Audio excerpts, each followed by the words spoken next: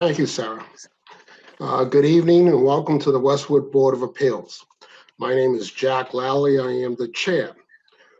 Also serving here tonight on the committee is Michael McClusker and Doug Stebbins. Sarah Bouchard is also on the line with us. She is the housing and zoning agent for the town of Westwood. Before we begin this meeting, I have to read in some new guidelines set forth by the state of Massachusetts and the governor's office concerning procedures with Zoom conferencing and conference calling. This is a public meeting notice from the state of Massachusetts. Pursuant to Governor Baker's March 12, 2020 order suspending certain provisions of the open meeting law, Chapter 30A, Paragraph 18, and the governor's March 23, 2020 emergency order imposing strict limitations on the number of people that may be gathered in one place, the Zoning Board of Appeals meeting will be conducted via remote participation by this board. This meeting is being live streamed by Westwood Media Center, and the public can view this meeting by accessing the YouTube link on the Westwood Media Center site. Our government channels will be broadcasting this meeting on Comcast Channel 12 and Verizon Channel 42. The public is encouraged to watch our meeting via the Westwood Media Center live stream. The public will be allowed to make comments if they wish to do so during portions of this meeting designated for public comment by using the conference call-in number. That conference call-in number is 888-296-6828. Use PIN number 756869 followed by the pound sign. I will be repeating that phone number and the PIN number during the course of this meeting. Every effort will be made to ensure that the public can adequately access these proceedings. In an event that you are unable to do so, despite our best efforts, we will post this on the town's website, www.townhallwestwoodmass.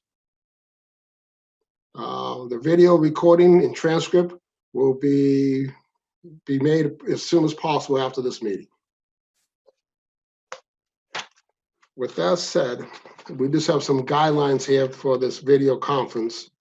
I ask that each speaker must state their name before each presentation, comment, or question. Members are encouraged to self-identify themselves each time before speaking on the video conference. Again, this entire meeting is being recorded by the Westwood Media Center and being saved. Anyone with any questions should contact the town administrator's office. All votes tonight are required to be taken by roll call vote. So I will call on each board member for a verbal vote.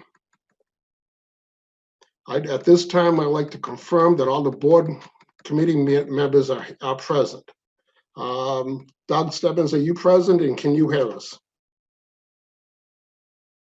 Yes, I'm here and I can hear you. Okay. Michael McClusker, are you on the line and can you hear us? Yes, Jack. Okay. And Sarah Bouchard, the housing and zoning agent for the town of Westwood, are you on the line and can you hear us? Yes. Okay, super.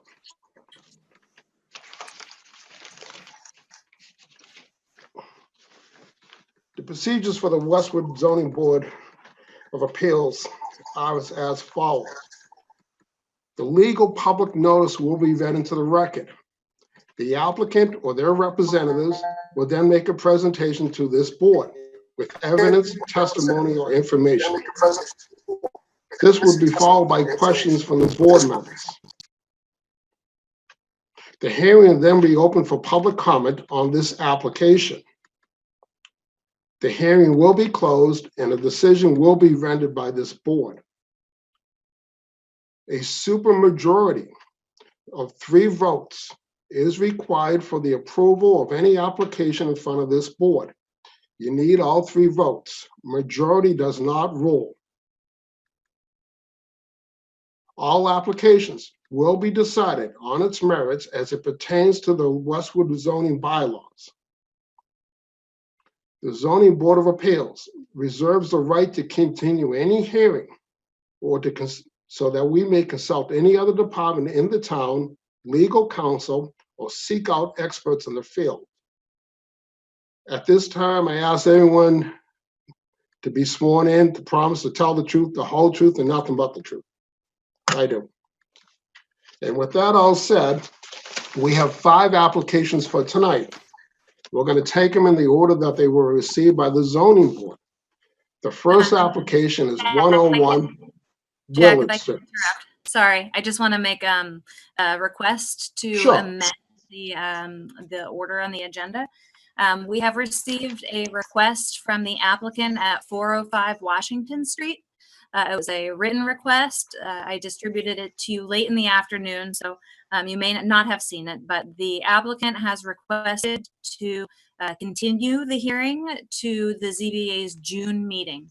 Okay. That application will be subject to planning board, EIDR, environmental impact and design review.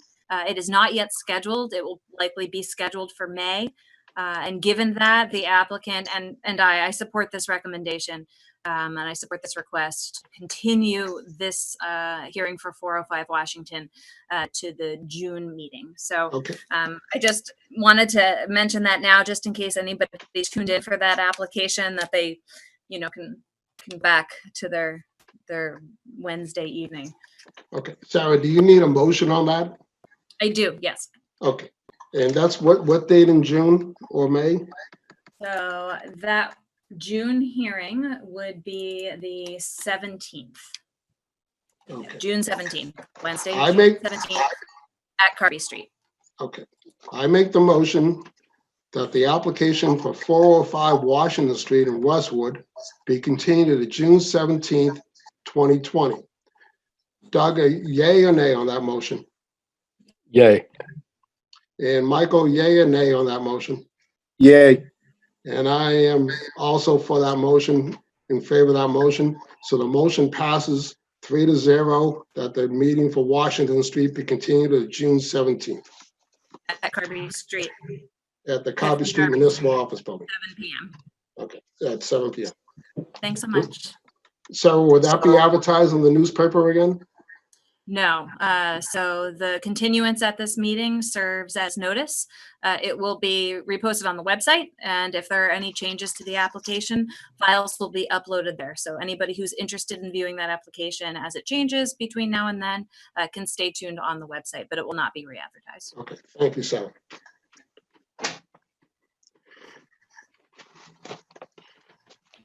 First application in front of us here tonight is for 101 Willard Circle. The public notice reads as following. Pursuant to Chapter 40A, Paragraph 9, the Westwood Board of Appeals will hold a public hearing on Wednesday, April 15, 2020 at 7 p.m. via Zoom video conferencing and a conference call-in for the public comment regarding an application filed by Michael and Sonia Burke for a special permit pursuant to the Westwood zoning bylaws 8.5 accessory apartments to construct an accessory apartment addition to an existing single-family home. The application also requests a variance pursuant to the Westwood zoning bylaws section 5.2 dimensional requirements to construct an addition in the left side setback. Property is located in a single residential A district. The land affected is 101 Willard Circle, map 24, lot 21. Is Mr. and Mrs. Burke here or their attorney or representative?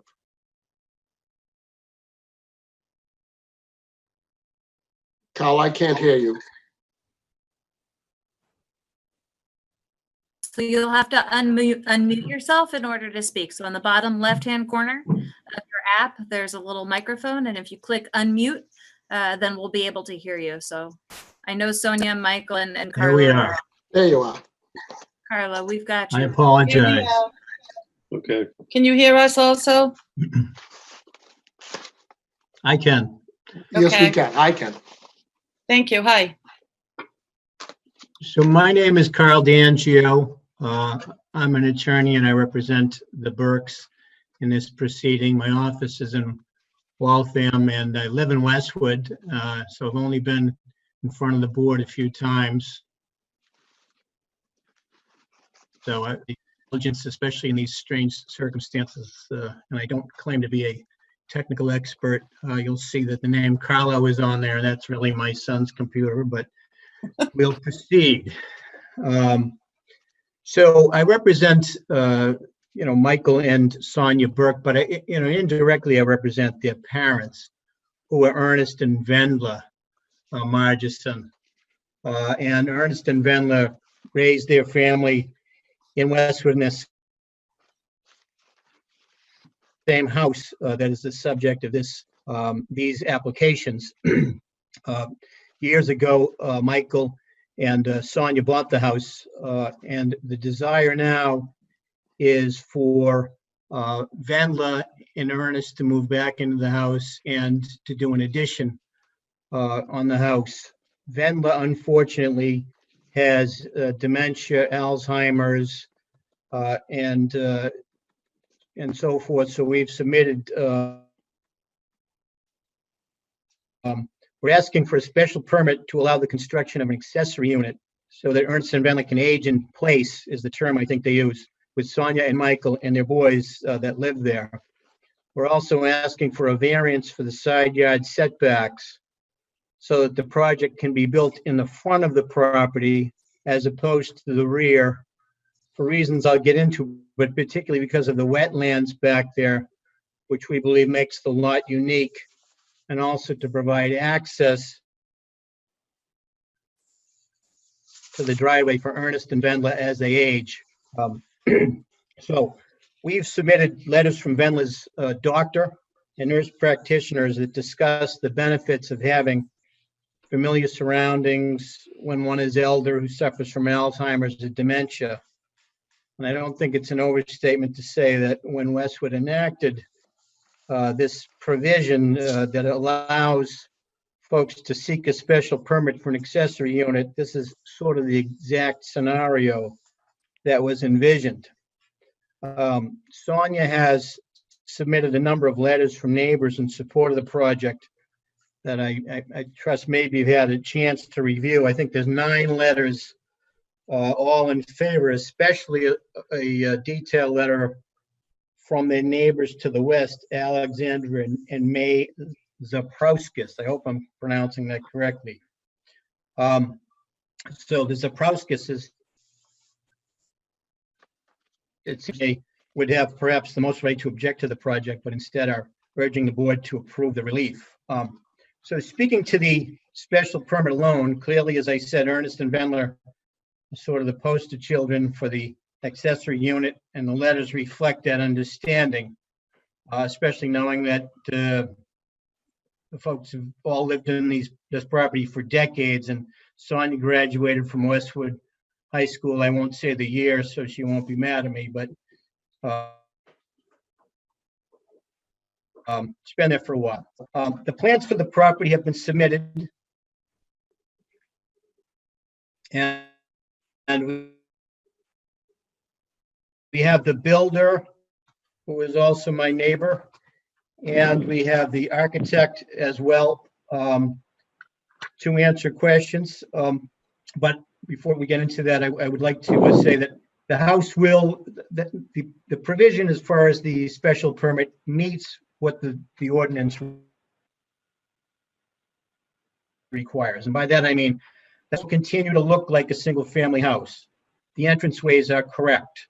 The new unit is big enough that it meets the requirements of the statute and small enough that it's not too big. And most importantly, the finished product will be inhabited all by members of the same family as is required by the ordinance. So I'm not sure how you'd like this presentation to go, Mr. Chairman. But I guess I'll just continue until folks have a question.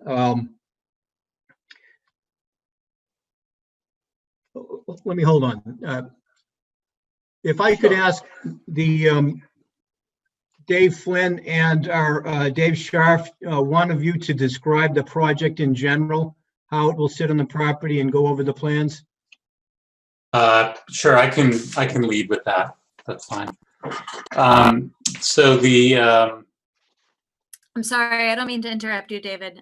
Just as a reminder, so anybody who's addressing the board, I would encourage you to restate your name and either your relationship to the applicant or, if you're a resident, stating your address, but that's a helpful thing to include for the record. okay, so I'm David Scharf. I'm the architect that the Burks hired, and I've been working with them on this project to get something that's both functional for their needs and also kind of reflects the scale of the house and the neighborhood. So the project really is in two parts. So it's a first floor that includes a two-car garage, so that Sonia's parents will be able to park a car, and then her family will be able to park a car. And then behind that garage is a family room that would be accessible to the first floor of the house. And then sort of between the family room and the garage, there's a set of stairs, and that's the access point for the parents to go up into their apartment, which will be sitting over the garage and family room addition. And sort of the nature of trying to get all of these to fit and to sort of connect to the existing house kind of created this situation where we would be partially in the side yard setback. And I think that's one of the issues that's on the table for tonight.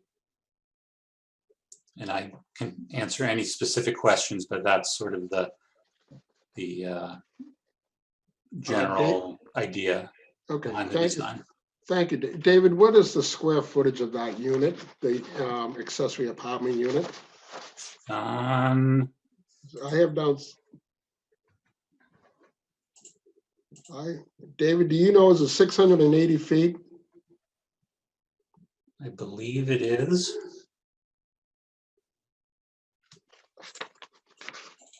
That sounds That's like, what's on the drawings. Yes. Yep. Okay. And there is only one accessory apartment on this. There's only going to be one accessory apartment on this property. Correct. Okay. And the owner of the premises on Woodland Circle, this is their principal residence for tax purposes and for voting purposes, Mr. and Mrs. Burke? Yes. And there's going to be adequate provisions made for wastewater, water, and hookup and drainage. Yes. The exterior of the property will maintain the appearance of a single-family home. Yes. Yes. It will. Okay. And the square footage falls below the 900 square feet as is written into the bylaw.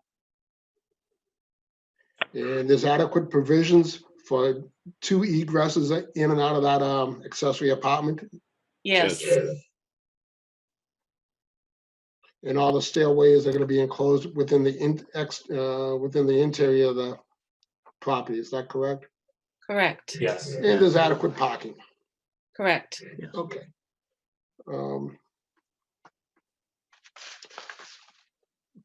David or the engineer, if you guys could speak about, if you're looking at the property, you want to build the accessory apartment on the right-hand side. Correct. Okay.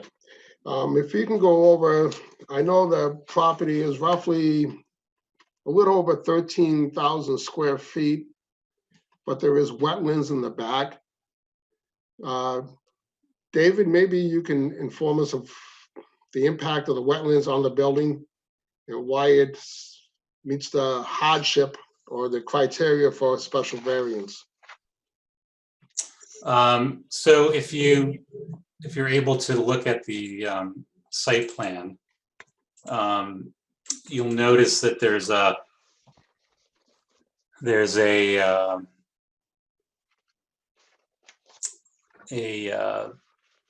100-year floodplain, and there's a no disturbance zone in terms of the distance from the wetlands. So in terms of what can be added on to this property, the Burkes are very limited in terms of where a potential addition could go that wouldn't bear any hardship. So, I think based on where that no disturbance line is, probably 25% of their property is not buildable. And that's sort of why this addition has to be where it is in terms of the relationship to the front of the house and the side yard. If we didn't have that that wetland no disturb zone, we probably would be able to push the addition back somewhat, but then we get into the situation of having a connection to the existing house. So this is sort of the only way that a garage can be added on and that the apartment can be functional. Okay, so out of the 13,600 square feet, roughly 6,300 are in the flood zone, the floodplain, which equates to 46%. Yeah. And it's all to the rear. Sonia Burke, 101 Willard Circle.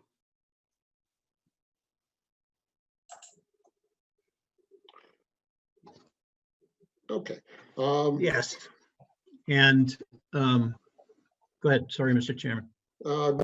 Let's see. I was going to say that there was. Go ahead, Kyle.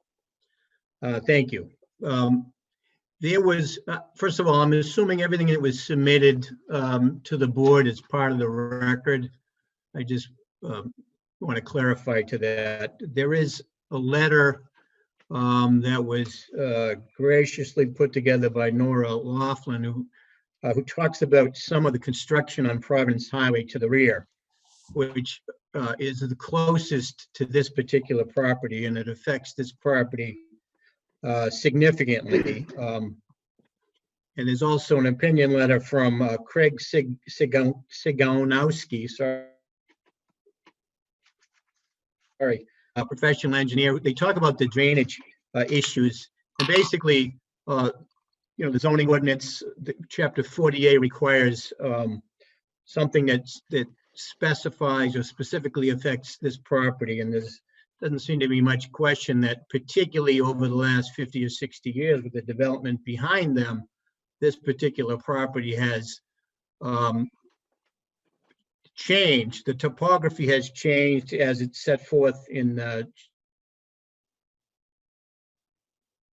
48 section 10. That's one of the requirements for hardship, and as a result, and I think that's why it's a hardship to build in the back. And I would suggest it's not just a hardship for the Burkes, it would be a hardship for maybe the neighbors if it affects, they have water in the basement that they don't have now. And I would suggest that's why the neighbors are, particularly the neighbors to the west, are so much in favor of this project. I hope I didn't want to also send along to Sarah this afternoon a case that specifically says that the percentage of wetlands, it's a 2010 appeals court case, is grounds for a variance and for a hardship. So again, I didn't want to interrupt, and I hope I answered that piece of it. Okay. Thank you, Kyle. Doug, do you have any questions concerning this application? Yeah, it's Doug Stebbins here. So the first floor is going to have the garage and a family room, and then the apartment's going to be on the second floor. Correct. Okay. And what's the square footage of the total addition? Including the garage? Yeah, including the garage. David Flynn, do No. you want to tackle that? Or the architect, or David?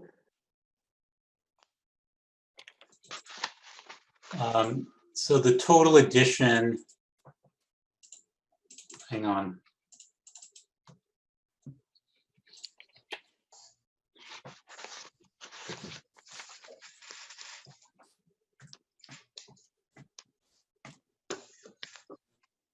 It's about 2,200 square feet. Okay. And do you know, I mean, it doesn't look like it's calculated here, but do you know what the average height is? Like, I don't know if it's the. It's on the, addition. it's on sheet A2. I don't know if you have that, but Yeah, I do. the average It's height, like 17 to the lowest, and then 20. This is Sarah. Yeah. Joe Doyle, the building commissioner, had provided a comment to the board, and he stated in that comment that the two-story addition had an average height of 15 feet, which meant that it was subject to the 15-foot side lot line. So because at 15 feet, the side, if it's 15 feet average height, then the side setback can be 10 feet, correct? yeah, my calculation of average height was 17 feet. Yeah, I guess what I'm getting at is obviously the hurdle for a variance is a lot higher and harder than a special permit. So yeah, I'm just trying to think if there's a way, if that, because your side, you're almost at 10 feet, you're at 8 feet something. So I think with a little ingenuity, if that average height were at, correct me if I'm wrong, sir, but I think if it's 15 feet or below, the side setback is at 10 feet, not 15 feet. That's right, Doug. Dave Flynn here. Yeah. Sorry. So obviously, variances, I mean, you guys have been through this before. I know Dave Flynn certainly has. Variances are just a lot harder to get at. And I think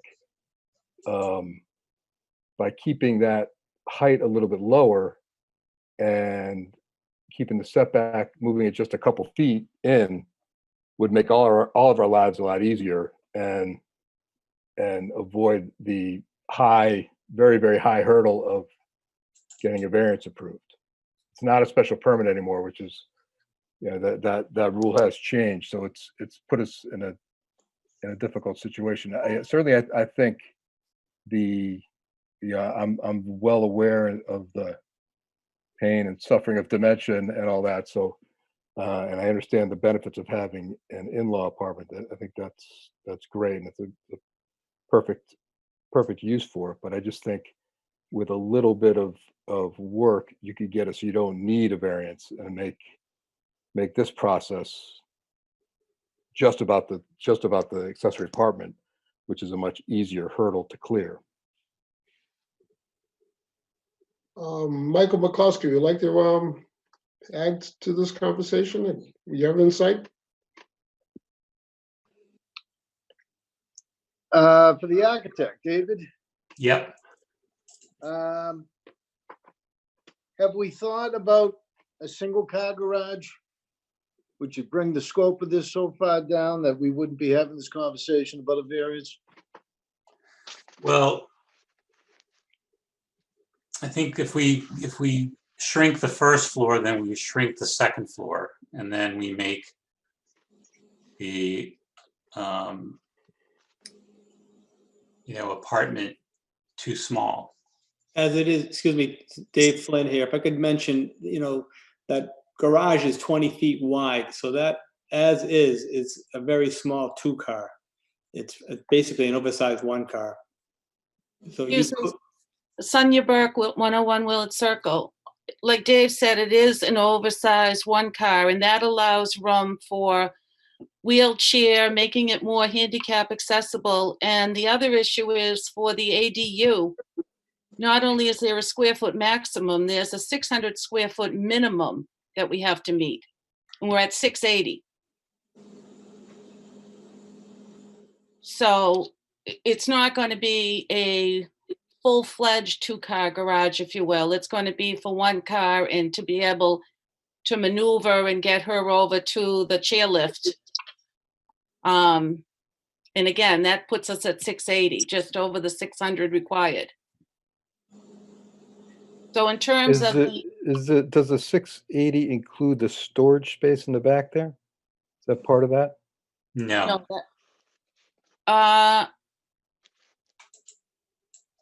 I don't, Dave Schaff, no, it doesn't.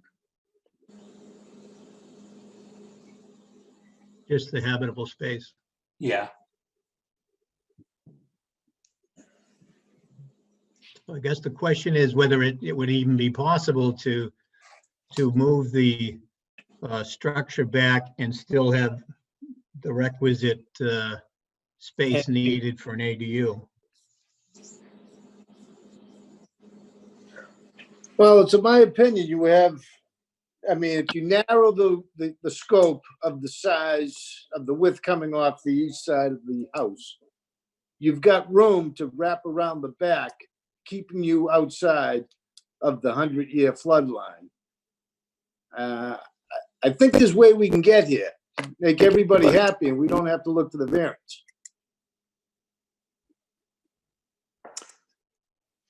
if I might, Dave Flynn here, if, so what you guys have mentioned or suggesting is maybe pulling this whole structure back enough so that we maintain 10 feet and an average height of 15 feet?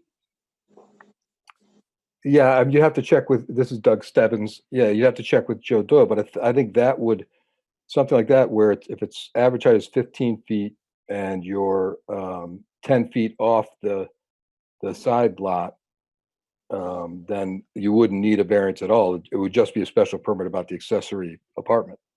Yeah, I think the only way that 15-foot, No, not 15, Average. 10. I think that only will work for a one-story structure. I think it's impossible to meet that average height of 15 feet for a two-story structure. Sonia Burke, Willard Circle. We cannot go any further to the rear past the existing foundation, or else we are now disturbing the wetlands. We're trying to construct in wetlands, which is why we were very careful to work around that restraint of that rear foundation. It's right off of that back corner. And we've played with this, believe me, so many different ways to not have to get to this point. And there's a lot of boxes that we need to check to meet all of the requirements for the special permit and for the relief and uniqueness, that this is the best we can come up with that satisfies the state's requirements, the town's requirements, what we need. It's not going to be anything luxurious by any means. It's basic. We have a family room there now. Oddly enough, when we moved to this house in the mid-60s, it was a single-story cape, a breezeway, and a one-car garage. My husband and I, in the early 2000s, took off the breezeway in the garage and made an entryway in a family room. So in terms of the family room, what we're looking to do is put back the garage, a smaller, narrower entryway, because we need to give some of that space to the garage to allow for maneuvering a wheelchair, et cetera. And so now we're going to put our family room on the back side. We have no option but to go forward and out to the side. That's all we can do. We have so many constraints in the back, which were not there when we initially bought this property. This is a result of a lot of development out to our rear, that water had to go somewhere. And unfortunately, a lot of it went to the Willard Circle neighborhood. There's a long history with the town on that. The town took a parcel just behind 107, our neighbor to the other side, by eminent domain, in an effort to mitigate further drainage and to keep it from coming into our neighborhood any more than it has. So as Nora has stated to you, and she's outlined the history, you know, if we try to build out to the rear, it kind of opens Pandora's box. And you've also got the question of, now where does that water go? Does that water now push more out to Willard Circle? Does it push over to our neighbor?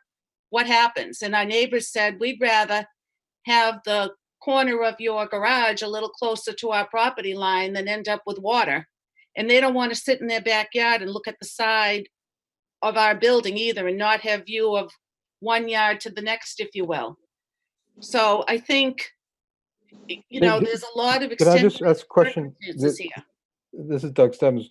Hi, A Doug. For the family room, are you saying that the new family room is going to be on the existing foundation, or is that going beyond the existing foundation? No, within. Everything is within to the rear.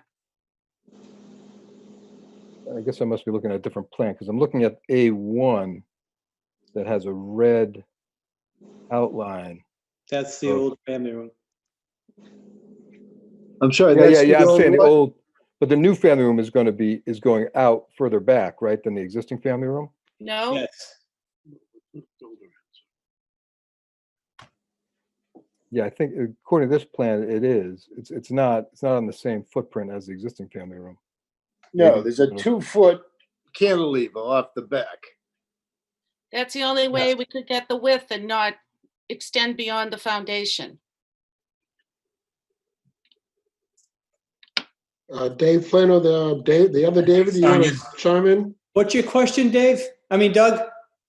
Because you were saying how she can't go further back off the existing foundation No, no, in the that, back of the house? well, that's basically her limit of work. It's not going to be the existing foundation. That foundation's coming off and a new foundation will be put in. Right, but we But- can't go but past that- that that- line. But that's as far back as they're going to go with the foundation. But the new family room, the end of the new family room is further back than the existing family room. Yes. That's okay. That's what I thought this plan. Do you see the red outline inside? Yeah. here? That's what's existing. I get you. Yeah, I think it's the retaining wall that is our limit. There's an existing retaining wall that sits. Yeah, just about that. Yep. That's Yeah. exactly right, Dave. And it'll overhang 2 feet above. Correct. On the first floor, or both floors. Correct. actually. We had a topography survey done, elevation study that you should have a copy of, that shows just how close it comes there. It's actually over into the, if the foundation was to go where the framing goes, it would go into the floodplain. Correct. That's why it's overhanging 2 feet. So it does not go in. So the new foundation doesn't go into the floodplain. So that 100-year flood line is at the back of the existing patio, and then it goes along the back. Yeah.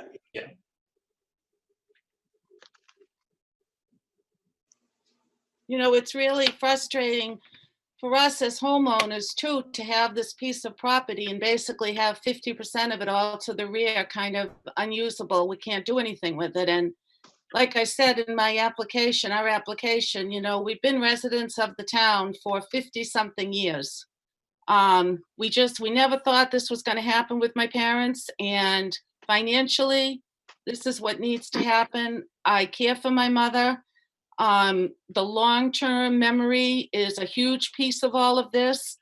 When she is placed somewhere, it will be local to here. My father will be here.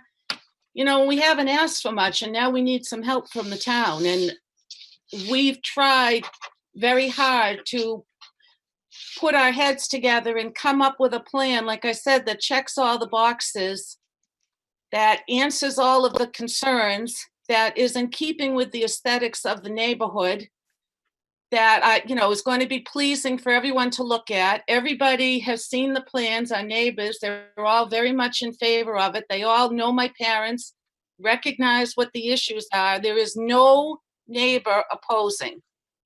And I would just hope that the board would take all those factors into consideration and grant us the variance. It's very much needed. We're not asking for this just because this is where we want to put something. This is basically our only option. And we've worked on this for 1.5 years now. Joe Doyle can tell you that. I've been back and forth to him with different things, trying to come up with a way to have already had this done, and my parents living in there.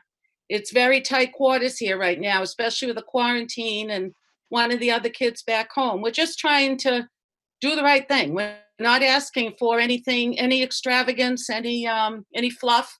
We're not just digging our heels in because that's where we want something. It's the only place we can put it. Yeah, if I might jump in here, Carl D'Angelo again. There is a hardship here. This ordinance where we're allowed to add ancillary units, you know, for seniors, isn't, I don't think, wasn't just intended for, 2-acre zoning where it's not an issue. In smaller, older neighborhoods where houses are more close together, and particularly with this lot where they don't have that 13,000 square foot. If they did, it wouldn't be an issue, I don't think, but they don't. And in fact, the lot is about half as big as it would be, and that is a hardship. I don't think when the ordinance was passed, it was passed with the idea of that somehow you've just got to subsume it in a house, with small zoning, with relatively small lots and so forth, and relatively small side yards. So I agree that I do think there's a hardship. I think it meets the criteria for a variance. And I think we've laid out, for example, the fact that there's a cantilever in the back, it shows the level of thought that went into this, trying to anticipate what property. We can't get less than 15 feet, I think Dave Scharf said, because it has to do with the stairway and it's just geometry. So I do think there's a hardship here. I think the criteria has been met. And I think that the board should vote unanimously for it. Thank you, Carl. Sarah, do we have any notes or comments from the planning board or any other department?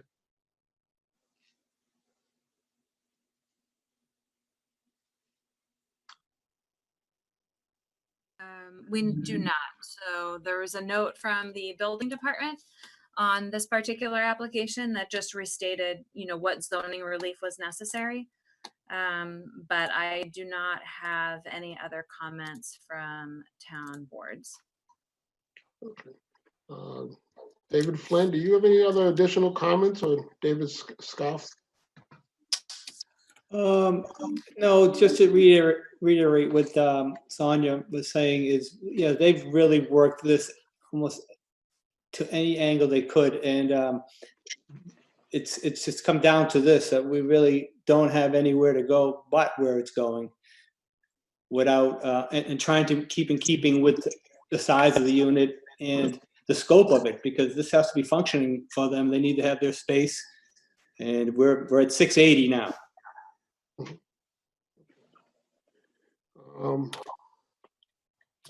Doug or Michael, any further questions before we have a summary?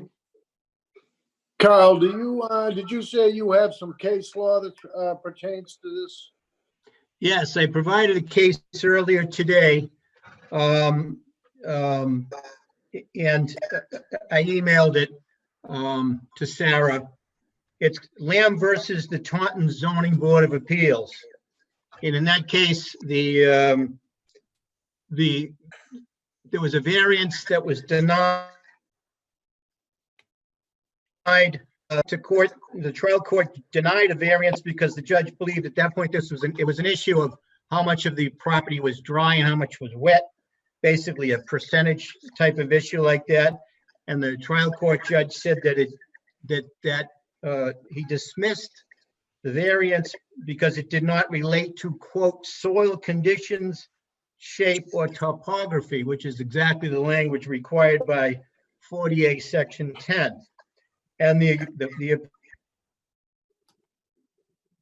appeals court said is true. In other words, wetland issues does speak to that issue and can show how a parcel can be entitled to a variance due to unique soil conditions, shape, or topography. Basically, you're talking about soil conditions, it seems to me here, as opposed to the shape of the lot. But that's all you need to show. And as a result, the trial court was overturned and the variance was granted against the wishes of the Taunton ZBA. And Kyle, that was 2010, you said? That law? 2010 case, yes. That was, Okay, well, with that information, I have not read that case. I would like some time to read that case before I render a decision.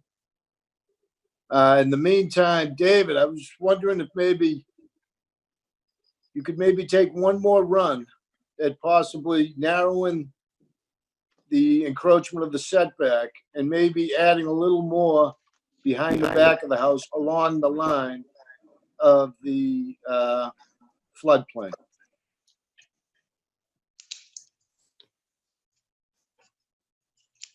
I think that's for you, Dave.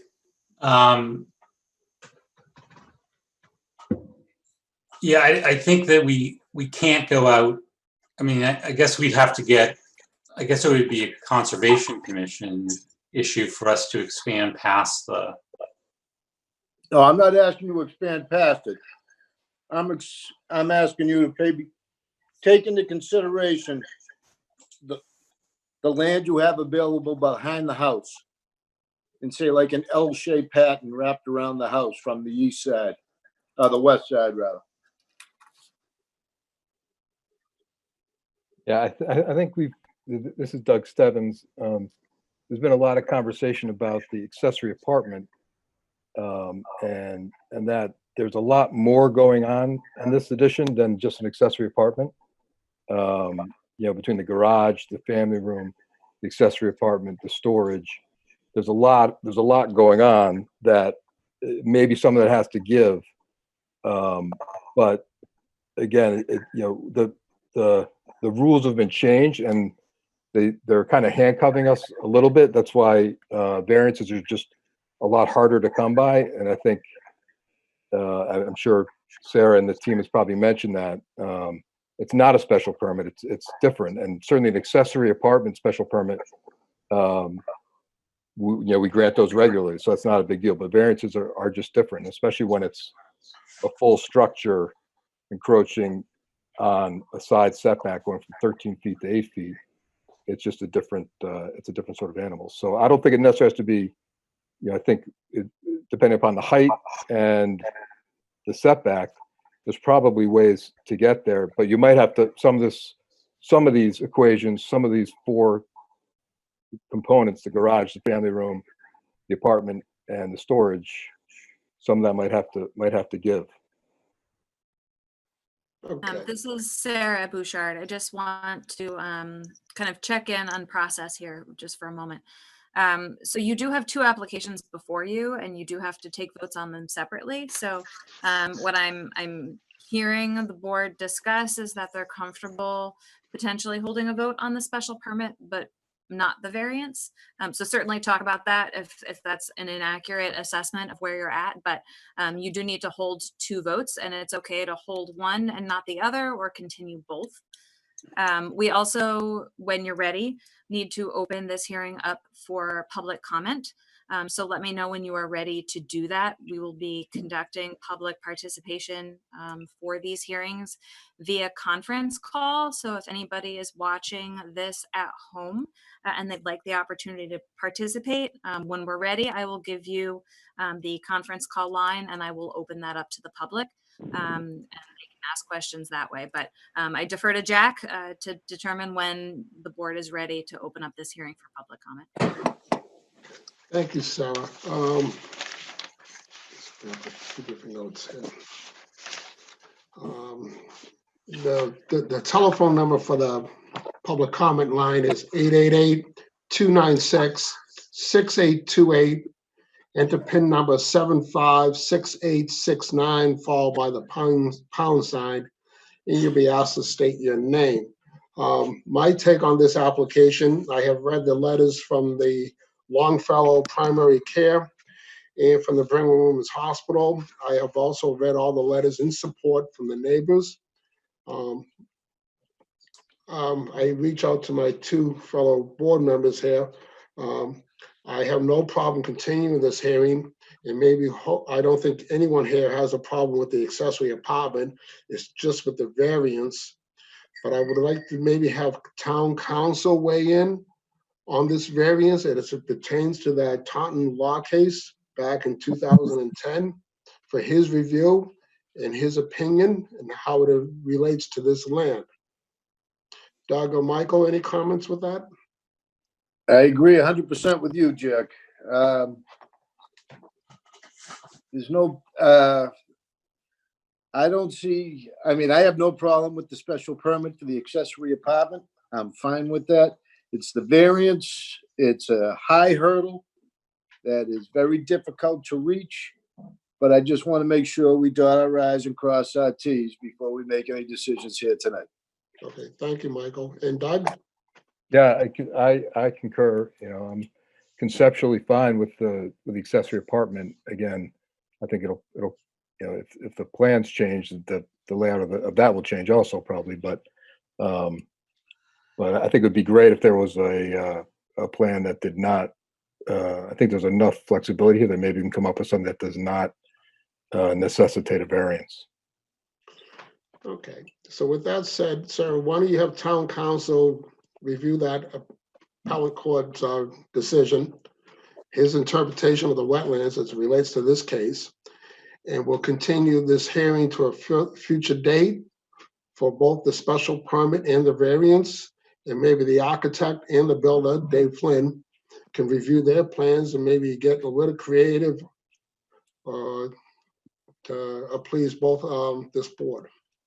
So I've opened the conference line for public participation. We have two parties who have dialed into the line at this time, although I would request that we wait a few minutes before closing that, just because I know Westwood Media Center has told me that there's a bit of a delay with regard to people phoning in and being able to watch at home. So I think we should give folks a few minutes. But in the meantime, I do have two parties that have called in, one of which is Pat Ahern, Town Council. So I would invite him to give comment if the board is ready to recognize public participants. Sure, I think we are ready, Sarah. Pat Ahern, are you on the line here with us?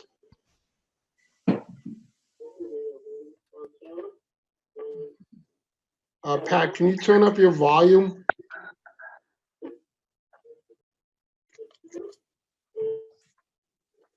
Can anyone else hear Pat? I cannot. I cannot. Pat, are you there?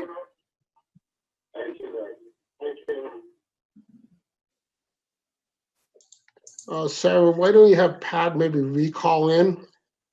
And we'll keep this application going for a few minutes. If you want to go to the second caller, maybe, Sarah? Okay. Paul and Wendy Kelly? Yes. Yes. Okay. I would encourage you to speak loudly and clearly so that the conference can hear you. Are we on now? Yes. Loudly and clearly so that the conference can hear you.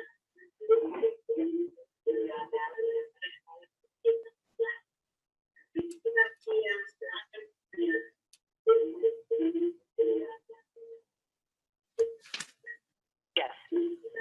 Are you ready now? Yes. Are you available? Yes. Okay. This is what. Are you ready now? Yes. Are you available? Okay. This is Wendy Kelly. I'm a neighbor at 107 Willard Circle. And my question is more, if this is granted, called an accessory apartment and it's no longer needed for this, what is the intended use that it can be used for? Such as, since it has a separate entrance, is this now rental property that they can rent it out to somebody, or? Did you all hear that question? Should we answer? I mean, I can answer, as can I think the board members, about what the zoning bylaw states about accessory apartments. If you So could, we Sarah. don't have any residency requirements for the in-law apartments, other than that the owner of the property needs to reside somewhere on the property. So accessory apartments can be rented out. They can be vacant. They can be occupied by the owners of the primary dwelling unit. But there's no restrictions on occupancy. Now, I can't answer for the Burkes what their intended use is, but there are no town restrictions against these units being rented out. The Burke's intended use is not to rent it out. This is Seamus Downey, 104 Beechnut Road. I believe there's also a stipulation in the bylaws that within a certain time frame after the sale of the home that the special permit would need to either be reapplied for or it would expire. Is that not accurate, or? That's not accurate. So I'm we sorry. require that the owner of the property resides somewhere on the property. And again, that can be either in the accessory apartment or in the principal dwelling unit. So every 4 years, we require the owner of the property to certify that that continues to be true. So if there's a change in ownership, we check in with the new owner to make sure that that is true and that's been communicated, but they don't have to go back to renew the special permit or have a new public hearing. I see. My apologies. This is Sonia Burke, 101 Willard Circle. We have no intention of ever renting out this unit. It's going to be used by my parents and eventually my father. Okay, thank you, Mrs. Burke. Sarah, is there any other more incoming calls or public comments? Or is Pat Ahern still on the line? Ms. Kelly, do you have any other questions? Yes. My other question is, I believe the bylaw says that each household can have 3 cars in the driveway. And that's, I don't know, maybe a concern with a rental, maybe down the line. They would have to, so correct me if I'm wrong, but they would have, if more than 3 vehicles, they would have to make a request for a special permit. Is that correct, Sarah?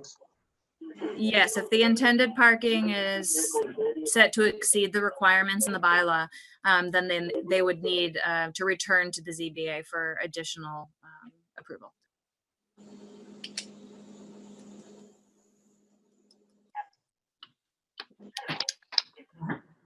Ms. Kelly, do you have any other questions for the board at this time? No, I am on the line if you need me.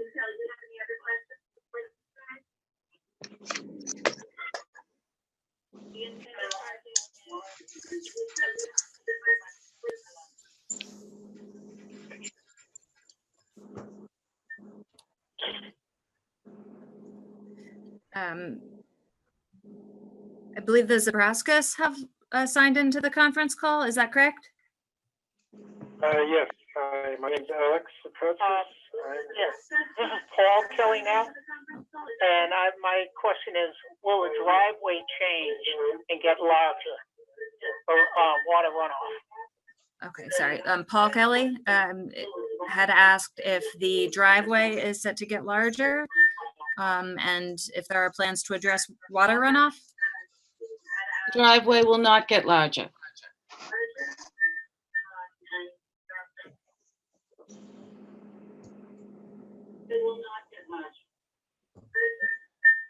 Do the Kellys have any more questions or comments? No, I just want to say thank you to all. Thank you. You. Alex Zabrowskis, would you like to continue? Yes, I'm at 95 Willard Circle, right next door on the border. And we have no objections to their plans to both. Just letting you know that we're fine with it. It looked like it was getting larger on the plan, that's all. That's why I questioned. Thank you very much. Did everybody get that? Yes. Okay. Yes, we did. The only other individual I believe that is on the call is Pat Ahern. Are you still there, Pat?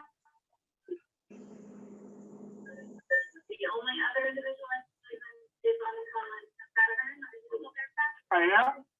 Hi, Pat. Do you have any comments for the board as they consider this application at 101 Willard Circle? Hi, Pat. Do you have any comments for the board as they consider this application at 101 Willard Circle? Not at this time. Okay. Pat, the board has requested your input on some case law that was provided by the applicant's counsel, and I can forward that to you to review before the board reconvenes, if you're able to review that.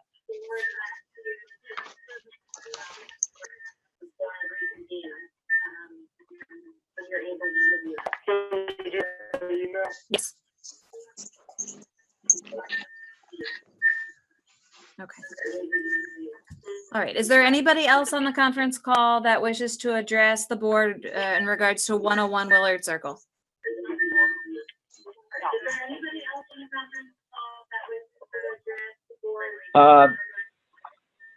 My name is Seamus Downey at 104 Beach Nut. I also have a special permit request in, so I just want to extend my support for the Burks, and I think that what they're trying to do, spirit of being a family oriented town, that we should do our best to make whatever accommodations we can to care for those in need. So my support to you, the Burks, but I'll stop there because obviously I have an interest myself, a little bit of a selfish interest here, but I genuinely feel for your position, and that's all.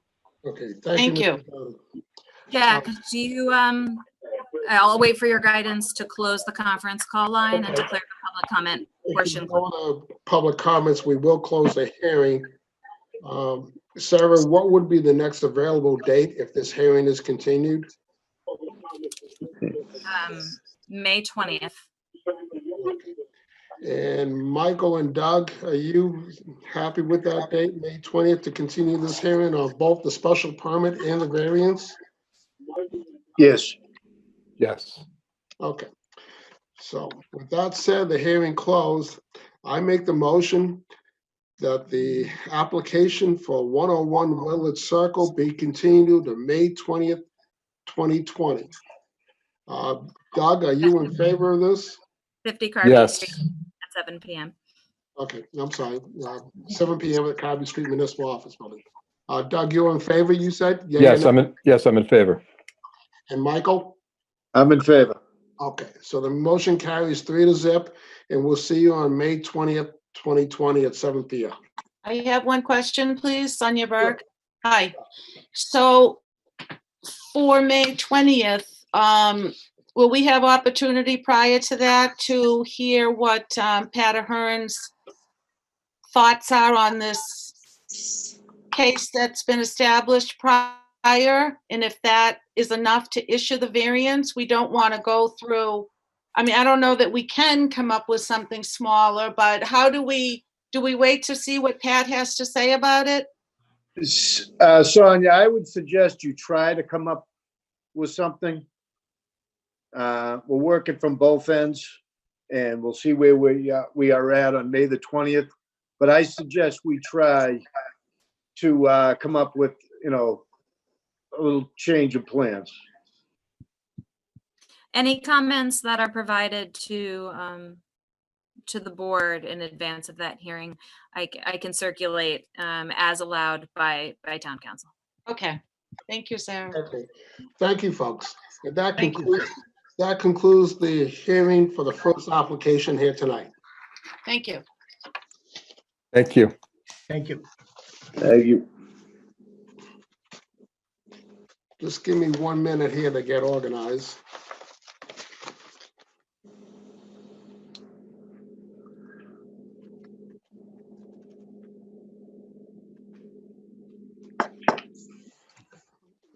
Sarah, the next application is 38 Aldo Road. Is that correct, Sarah? Yes, Jack, that's correct. Okay. The second application for tonight is 38 Alder Road. The legal public notice reads as following. Pursuant to Chapter 40A, Paragraph 9, the Westwood Board of Appeals will hold a public hearing on Wednesday, April 15th, via Zoom video conferencing and conference call-in for public comments regarding an application filed by William Leston for a variance pursuant to the Westwood zoning bylaws section 5.2.3, dimensional requirements for retroactive approval of a series of retaining walls and fences that exceed 7 feet in height within the front and side setbacks. Property is located in a single residential C district. The land affected is 38 Alder Road, map 35, lot 53. And the applicants, they're on the line, or their representative?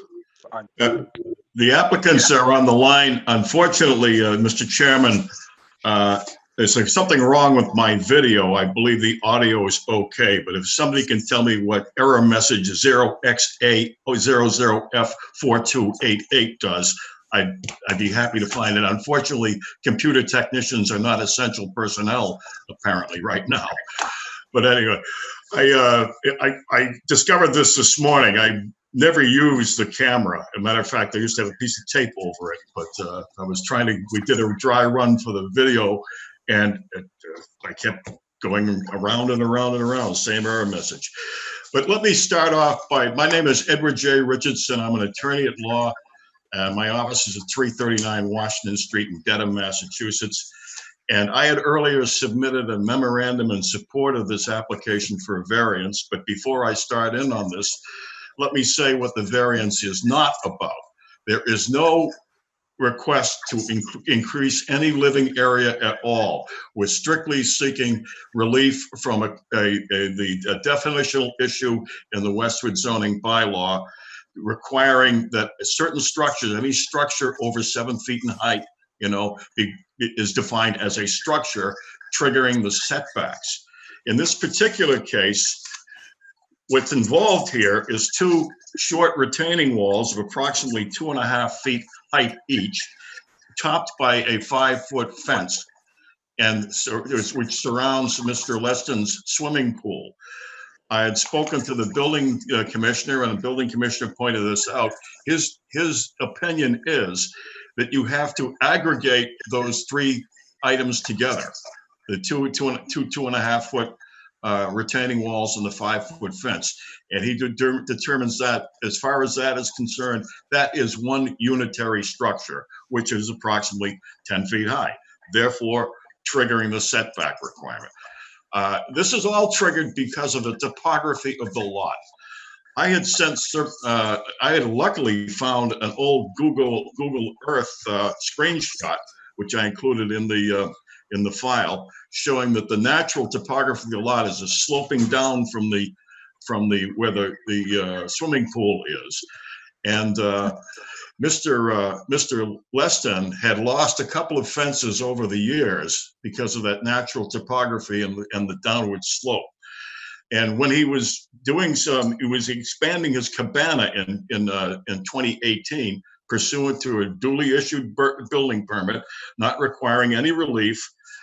He decided to remedy the situation with the subsidence in the front of the lot by putting two short retaining walls in there, as well as the existing fence. Okay.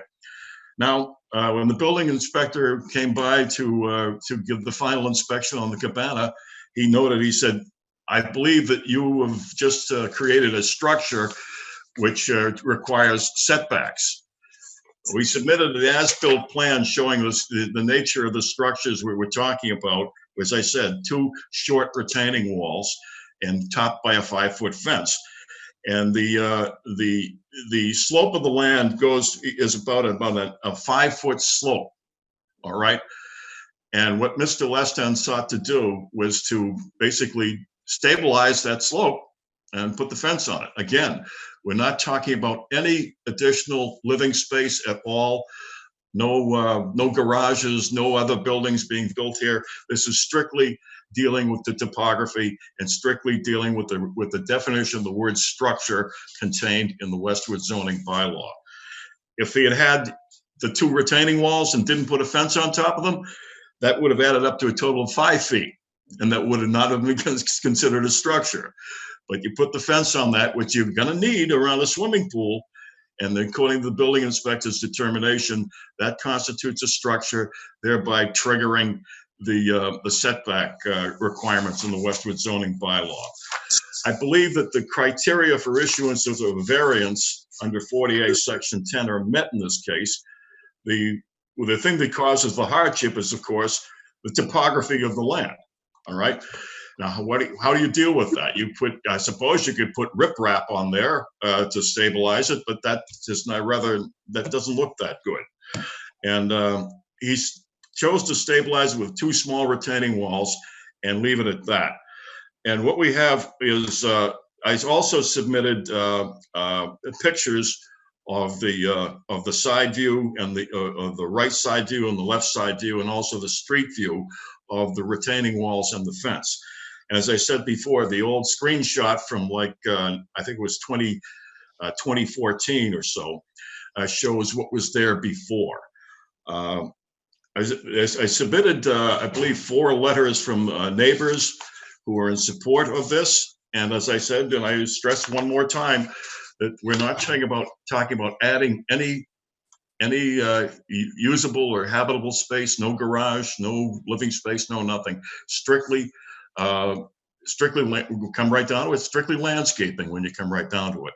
But the Westwood zoning bylaw defines what's there as a structure, triggering the setback requirement. I believe that the hardship is met, and I believe that the uniqueness is met in the form of the topography. And I do not believe that this application derogates in any way from the meaning and intent of the Westwood zoning bylaw. The Westwood zoning bylaw is really intended to deal with principal structures, dwellings, garages, etc. This particular case is, when you come right down to it, is a landscaping issue more than anything else, but the definitions are the definitions, and that's where we are. That's pretty much it. I think I did submit a memorandum, and I did submit the supporting documents, and I believe that there are 4 letters that are put into the file in support of this application. And if you have any questions, you can please ask them of me, or you can ask him of Mr. Lestan, who's the applicant, and his wife, Christine, is also with them. And we can take it from there. Okay. Thank you, Attorney Richardson. Thank you for your comments. Attorney Richardson, so the proper permits were pulled for the cabana and for the pool, and they were inspected by the town official? That's correct. That's correct, Mr. Chairman. Okay.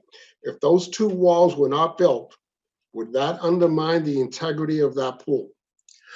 In the opinion of the applicant, it would, because he has lost 1 or 2 fences over the years because of the subsidence of the land in the front of the pool. This was to stabilize that slope is what it was for. Okay.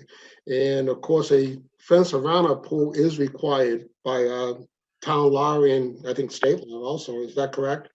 That's correct. It's also required for, I believe, for anybody who's got a homeowner's insurance policy would have to have a fence around their pool too. Okay, thank you, Attorney Richardson. Michael, do you have any questions for the applicant or for their attorney, Michael McClusker? I do not. Doug Stebbins, do you have any questions for the attorney or for the applicant? Or any concerns? Yeah, as far as the lower wall, I guess I'm curious because we're not that far off from from the height. It's the lower wall that's kind of throwing it off. Is there, if that lower wall were removed and it was just a slope, I think that would basically, because I'm looking at the picture and it does, it's 3 different components: the lower wall, the upper wall, then the fence. And when we do look at it straight on, they all add up pretty quickly. It's you're looking at 5 feet plus you're looking at 12 feet of height there.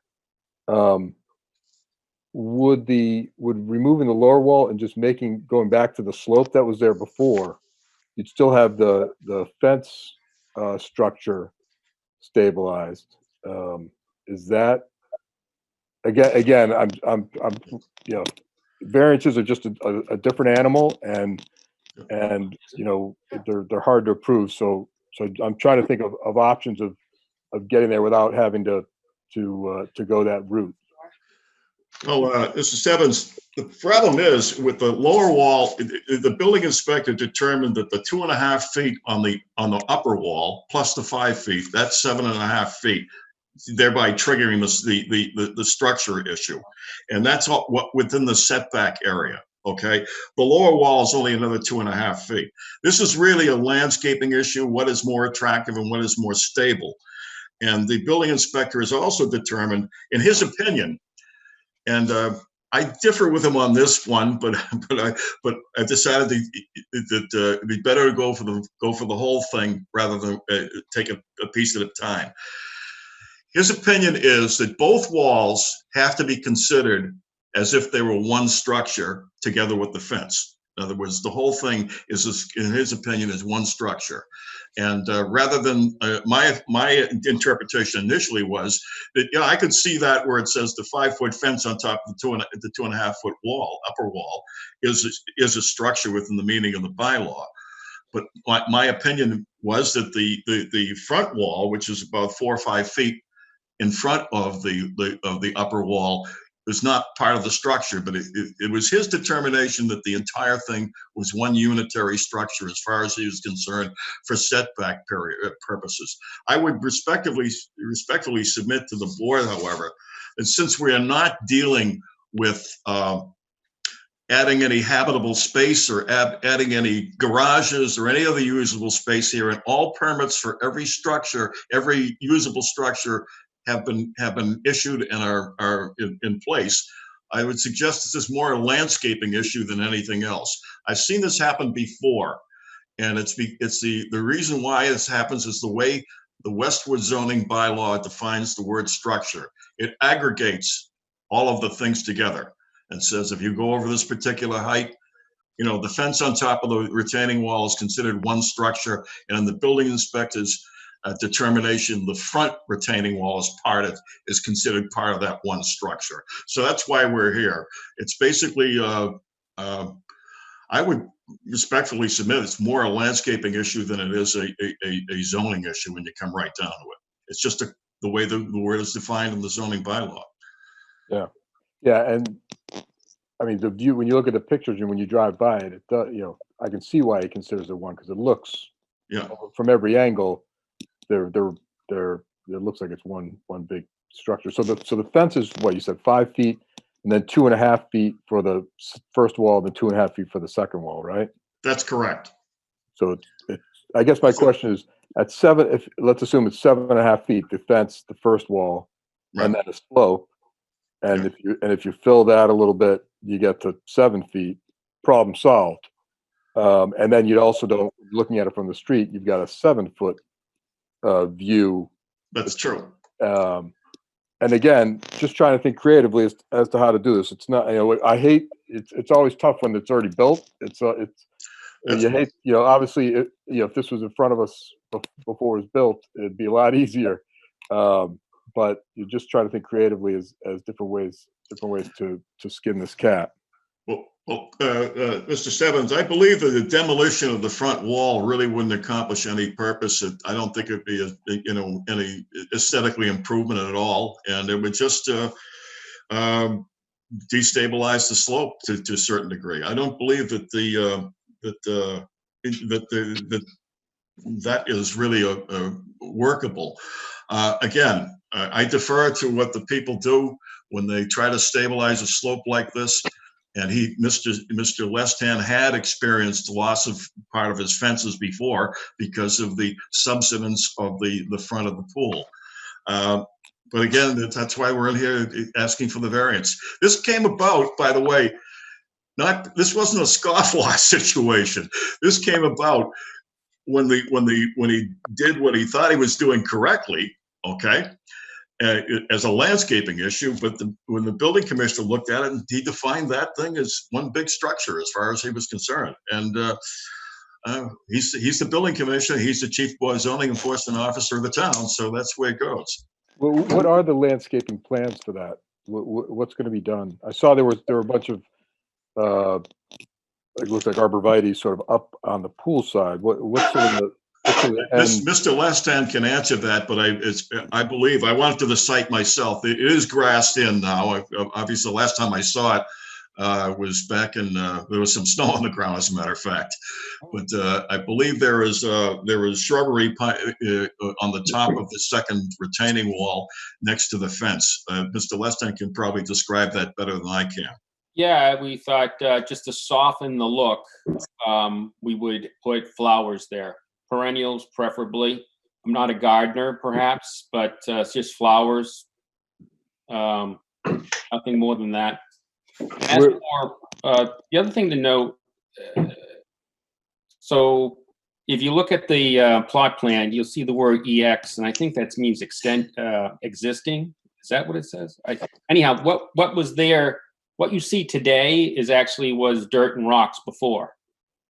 So we have not, the footprint hasn't gone left or right or front and back, hasn't moved. In fact, I would represent it probably was pushed in a little, if anything. So, it was just merely trying to take what was dirt and rocks and to give it some, structure and curb appeal, and also the pool, which has been there for years, just to hold up the foundation wall. So anyhow, it's been a journey. Yeah, I did submit, as part of the application, I did submit a screenshot from an old Google Earth of a few years back before this was built. It shows, the slope there as basically, as Mr. Lestan pointed out, dirt and rock. And he believes that this actually enhances the appearance of the property. And that's actually the letters from the neighbors say that. We have one of the neighbors on the call now. Actually, the neighbor who abuts the fence most closely is on it, Nick. Hi. Yeah. Can you hear me? Yep. And yeah, I can hear you, Nick. I don't know if it's your turn to talk, but I can hear you. Sure. Why don't we just hold on 1 second here before we hear from your neighbor? Mr. Richardson, if that first wall was removed, the bottom wall, would that undermine the integrity of the pool? I believe it would, but I'm not a soils engineer, so I couldn't give you a professional opinion on that. But I believe it would. Having looked at it myself, I've been out there. It looks like it would be, would cause some subsidence in the front of the pool, the pool area.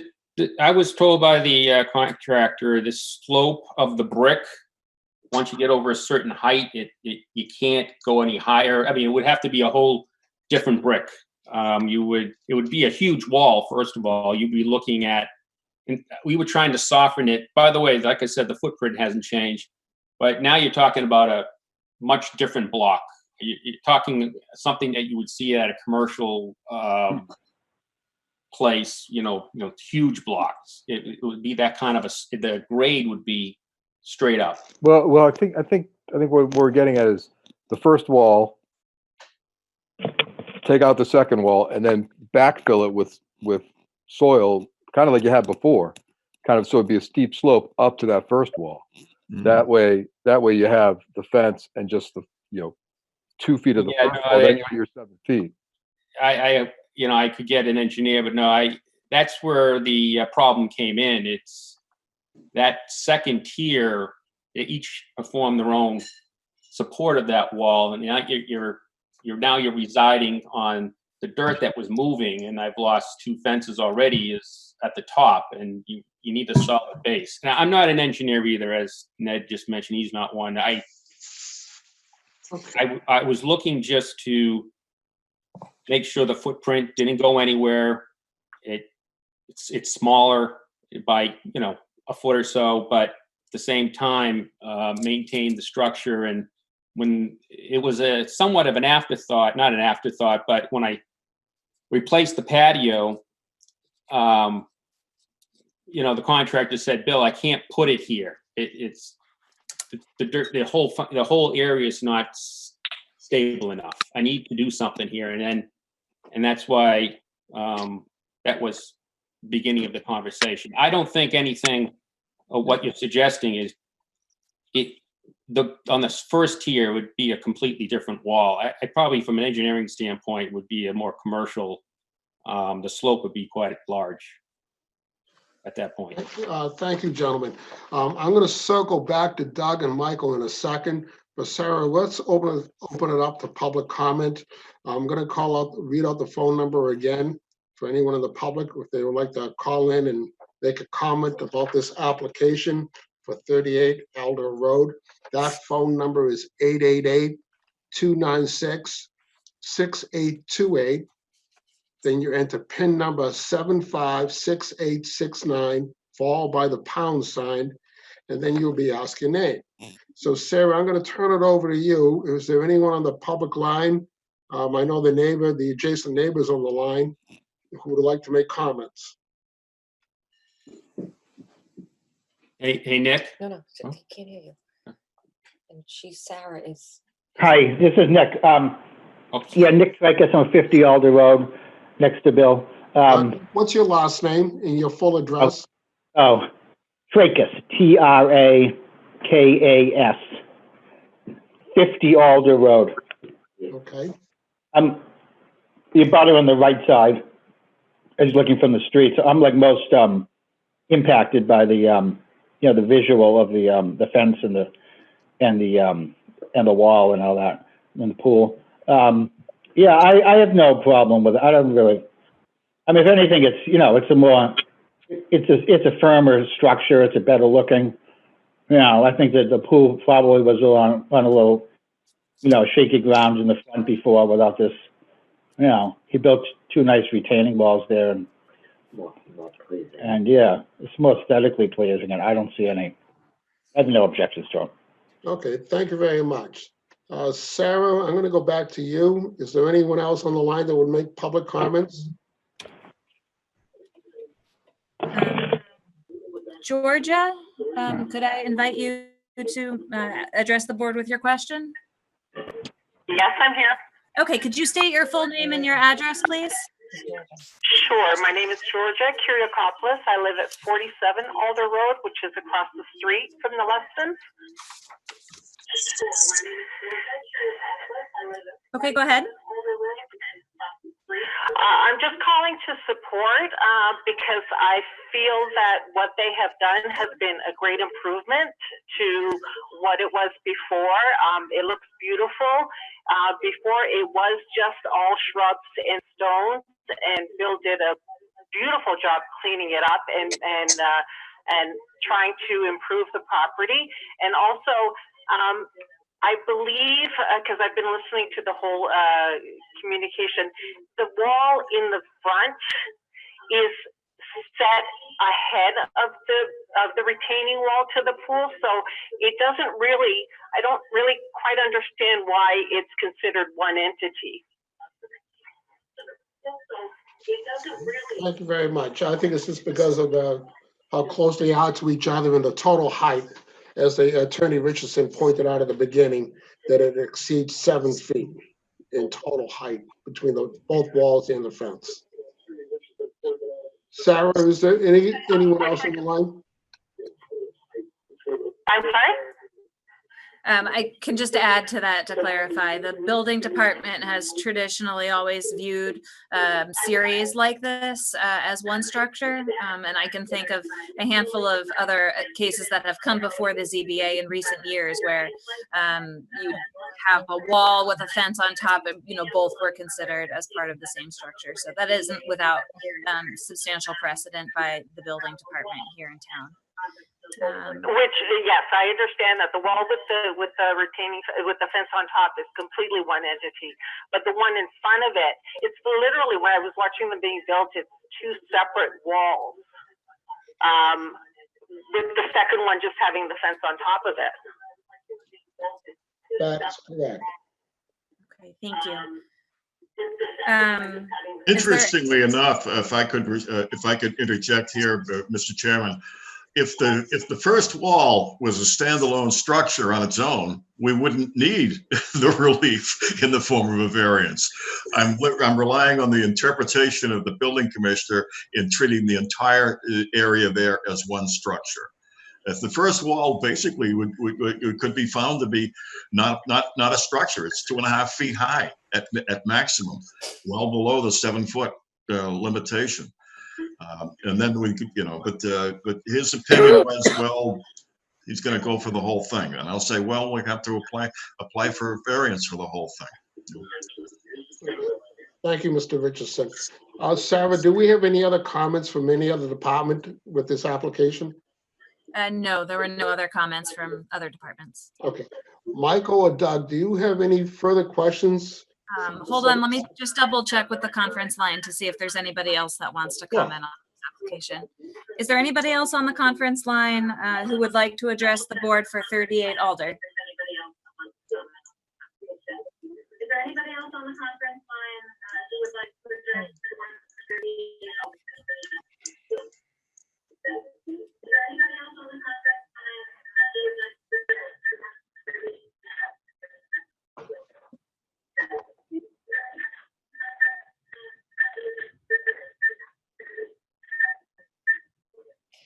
Okay, you don't believe there is, so if you get your direction, Jack, I can close the line until the next application. You can close the line. I'm satisfied with that. Michael or Doug, do you have any further questions for the applicant or Mr. Richardson before we close the hearing and give our final opinion here? And yeah, just to go back to the landscaping design at the end. You mentioned, so when I drove by the other day, there was a bunch of, I think, arborvitaes up at pool level. Where are those going to be planted? Are those going to be planted along the pool? And secondly, what's going to go in that planting area between the first wall and the second wall? I'll double check with Mr. Lestan, but my understanding was that they were going to be in front of the fence, not behind the fence.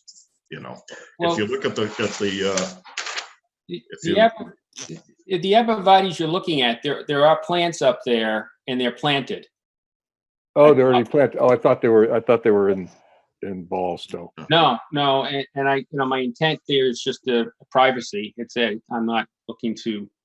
Those are supposed to grow, 5 feet tall, and you can trim them. And then down below would be, it would be nice, and I haven't really gotten around to it, just to have a perennial garden. Just again, break up the hardness of the wall. I mean, the wall is going to have to be there anyhow, and I just wanted something to break it up. That was the intent. I don't know. I don't know if I answered your question. It's just going to be. I would like to get some flowers there. Yeah. Okay. Yeah, I'm thinking that what goes in that planting area between the first wall and the second wall, that planting area could be important from an aesthetic standpoint to kind of break up the 12-foot, vertical. Yeah. Would arborvitaes work there? Yeah, you don't want the roots to, the structurally impact it, but something more substantial, more year-round than just a flower garden? Bushes, we can put some type of colorful bush. Right? Yeah, I mean, there's bushes that, azaleas that bloom every year. Yeah, I mean, to be honest with you, like some color. We'd like some color, and that's about all. But we're not looking for anything special there. But the only special part would be something that was green and maybe once a year, once a week per year could have a flower. I don't have much more of a anticipation beyond that. And but those trees at the top were planted, and that's just the privacy. We had privacy. We had a 6-foot fence there before, and we had privacy. Yeah, I didn't know. When I saw those, I thought those hadn't been planted yet. I thought maybe those were going to go in that planting area. No, we haven't done anything on that yet. Just a lot going on lately. So Doug, no doubt. So Doug, you would like to see some shrubs or flowering bushes between the first or second tier if this application went forward? Yeah, I think that would be my preference. I think something more than a flower garden, because I'm just afraid, that'll be great for 2 months out of the year, but the other 10, it wouldn't be. So something more substantial and more permanent, a bush or something like that, a series of bushes to kind of break up the sheerness of the vertical. Yeah, Yeah, that's fine. it's fine. To be honest with you, We're not there yet, but we'll figure it out. Yeah, We'll- yeah. We will. We'll cut a colorful bush. We'll substantial. you're talking about a root system when it comes down to it. Something that, Right. right. I understand. Michael, That'd be do my, you- I don't know with Jack or Mike what you guys think, but that's kind of what I was thinking. Michael, do you have any further comments or questions, Michael McCluskey? Did you add any deck structure to the pool when you added this terrace system? No. I did add a dry well, and that removes, I added a substantial dry well. You don't see it; it's at the front. So I have a substantial dry well. In fact, I have two. Okay.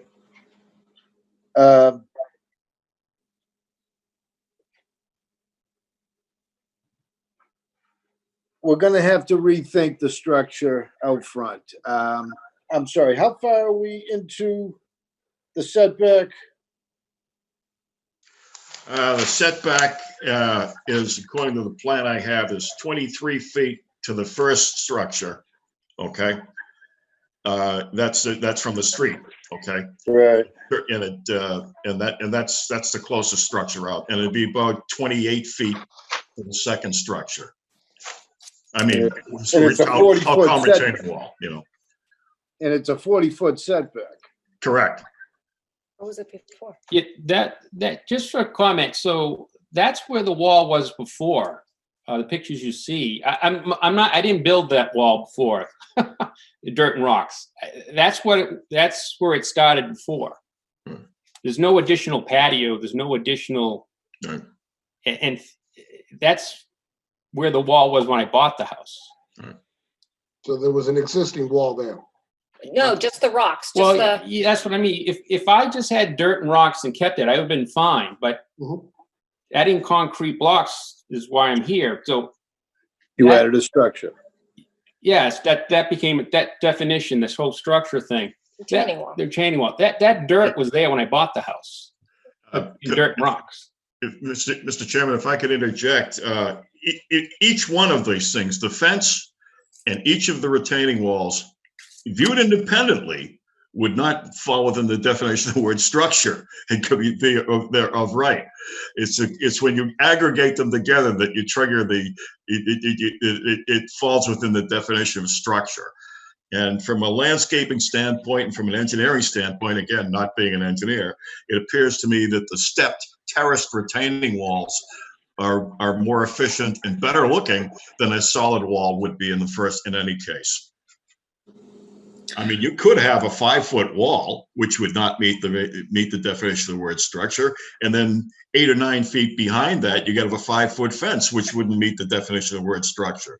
But if you have the terraced wall this way, you stabilize the grade, and you have the possibility of making it more attractive rather than having a high wall. You have two short walls that can be landscaped, and I would suggest that the board could impose a condition on any variance that there be shrubbery planted between the two retaining walls, for aesthetic reasons. And I think that's a perfectly reasonable condition that you can impose on a variance.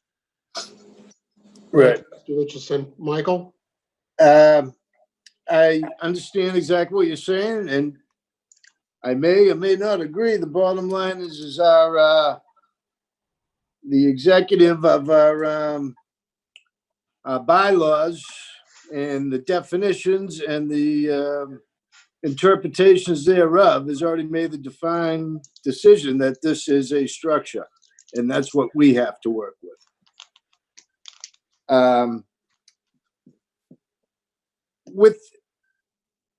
I see you have a lot of deck space behind the fence.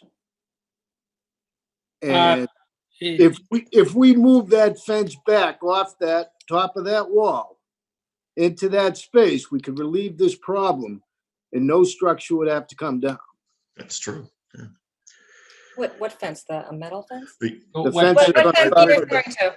I believe Mr. McCusker is talking about the fence around the pool.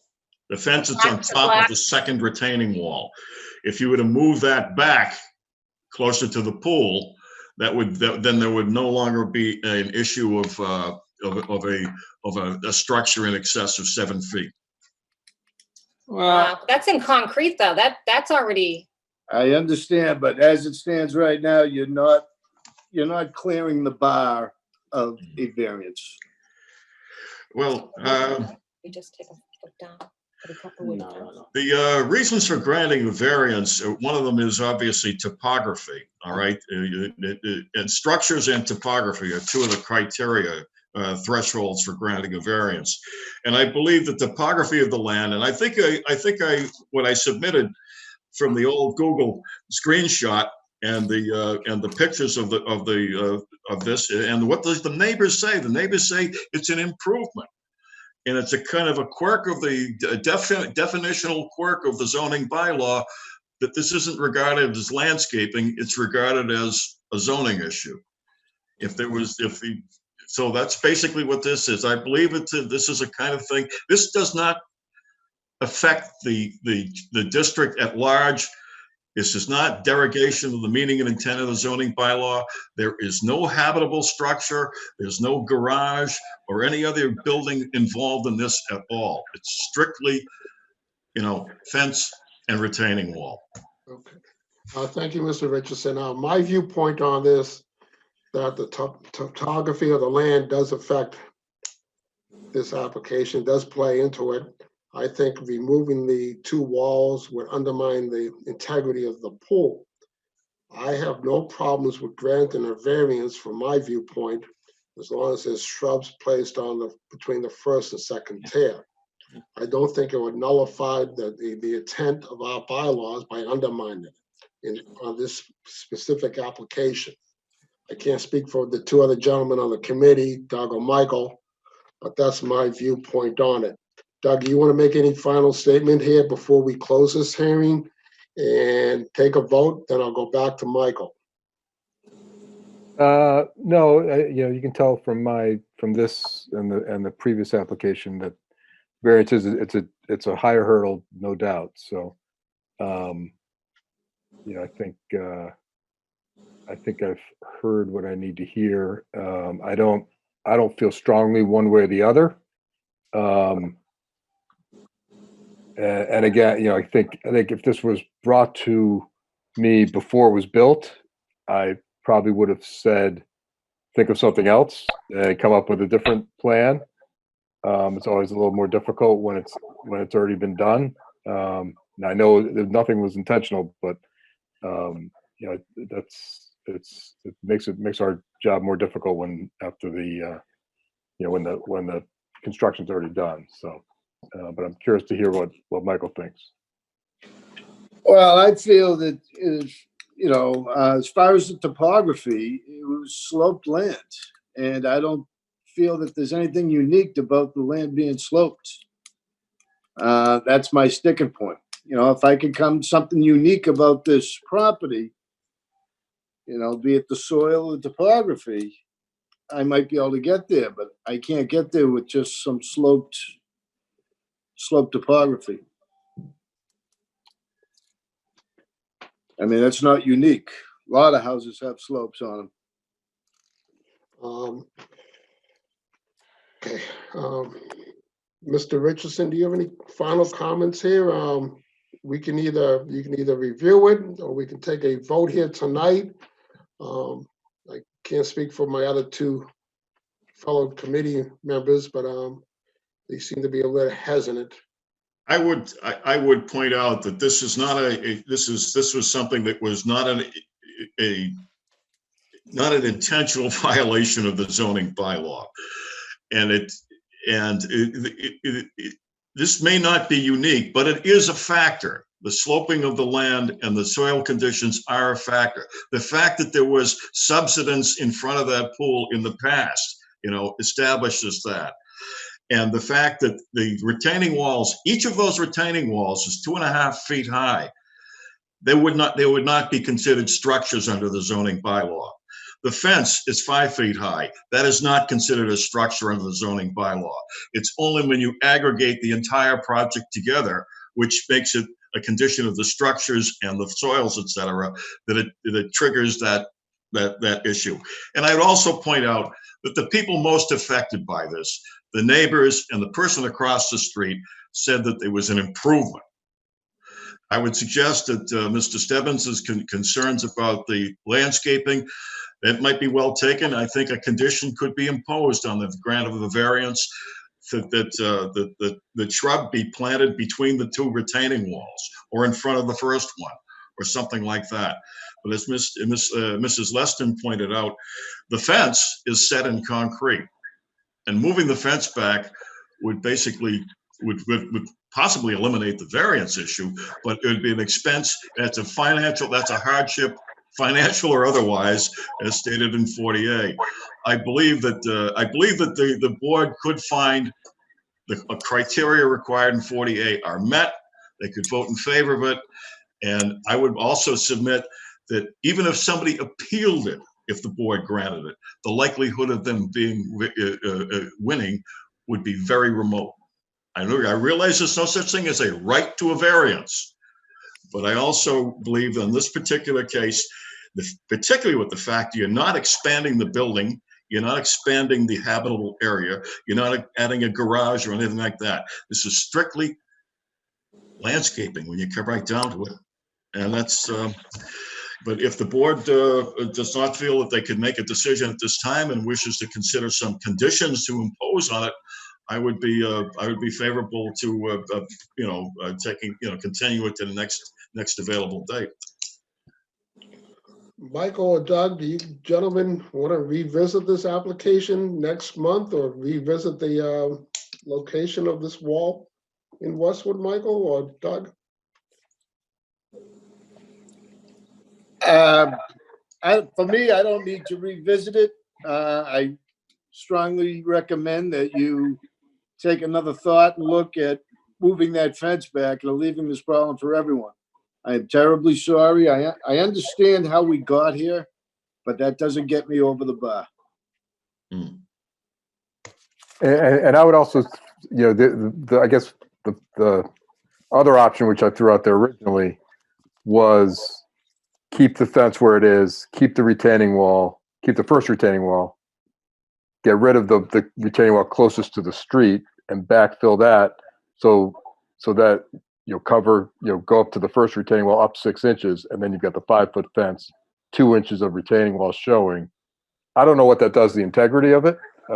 As Jack said, I have no idea engineering wise, but that's another option that again, like in the last application, if there's a way to avoid having to come to us for a variance, we should exhaust all options. Well, I would suggest, with the consent of my client, I would suggest that we would continue this hearing to the next available date to revisit these 2 issues. We'll take a look at it and come back with some pricing as to what the consequences of either of those things would be, either moving the fence or demolition of one of the retaining walls. I would suggest that moving the fence, as Mr. McCusker pointed out, moving the fence would eliminate the variance. If the building commissioner determined that, say, moving it 5 or 6 feet back would take care of that.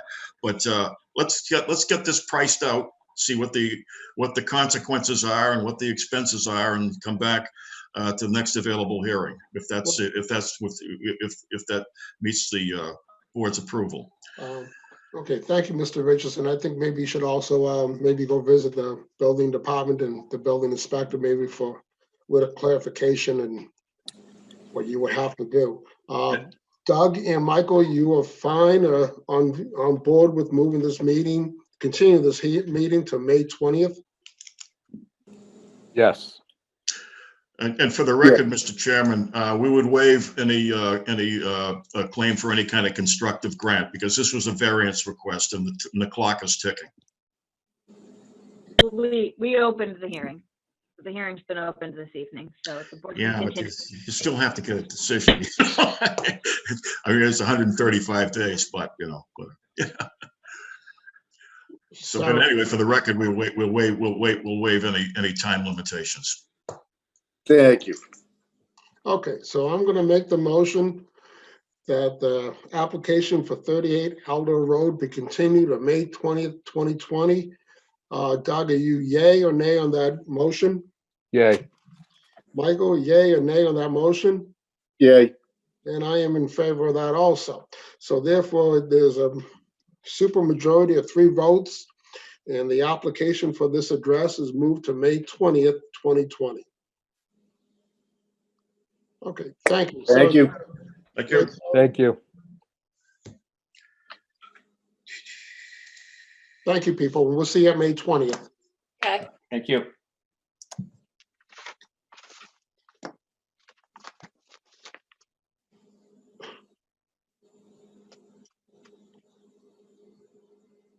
We're on to the 3rd application here tonight. And Sarah, that is 21 Stearns Road, is that correct?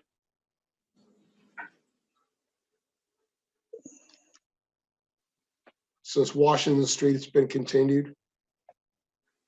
104 Beach Nut.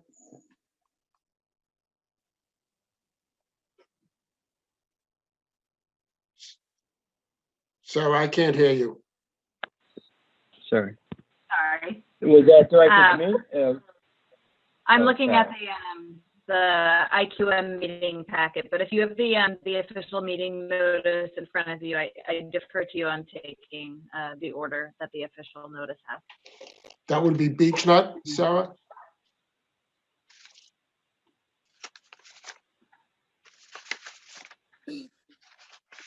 Yeah, I think we're on to 104 Beach Nut, Jack. Okay. Okay, we're gonna go to 104 Beach Nut.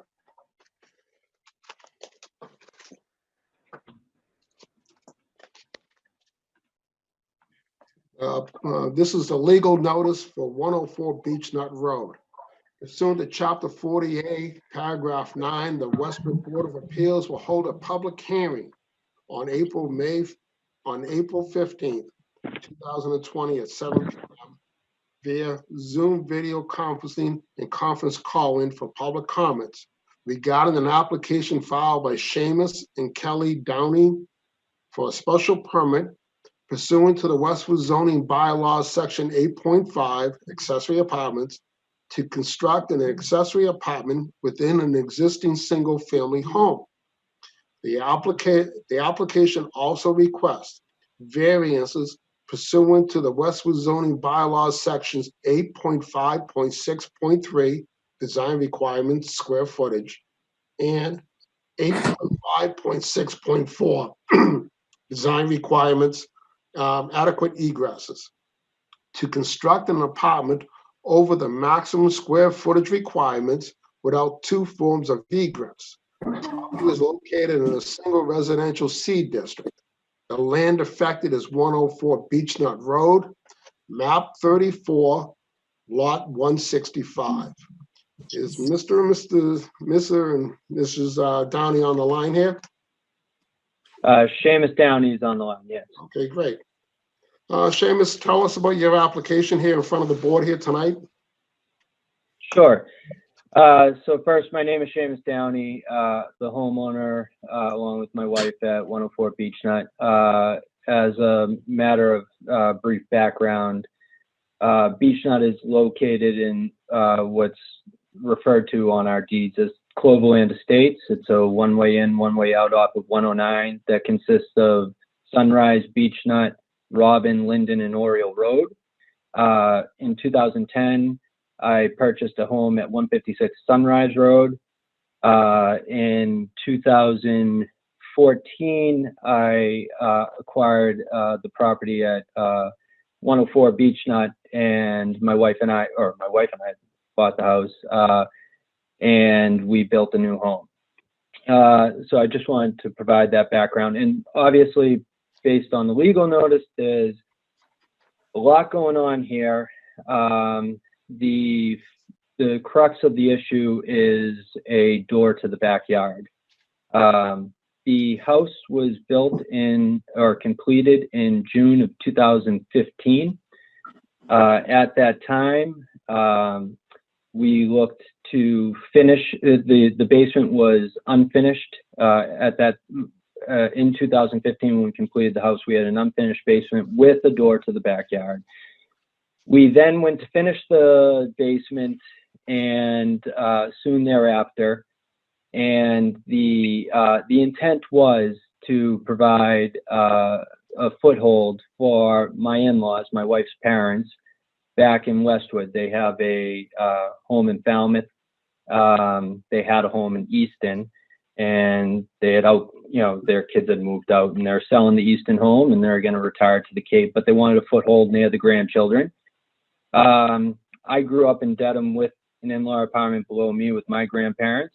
When my parents aged out, my brother actually bought the house, and my parents had a Cape house, and they kept the foothold in Dedham. And when my father passed, shortly about 6 to 8 months before we started constructing our house, it came to me that we needed to think about my wife's parents. Accordingly, I proposed the idea as a 32-year-old guy, invited my in-laws into my own home, intended for down the road. Down the road came quicker than I thought. So my father-in-law needed back surgery. We accelerated that. We applied for permits. We were fully permitted to complete the basement. On those plans, no door was reflected going out to the backyard. When the building inspector saw the door, we were informed that that door was a defining attribute for an in-law apartment or an accessory apartment, for the proper terminology.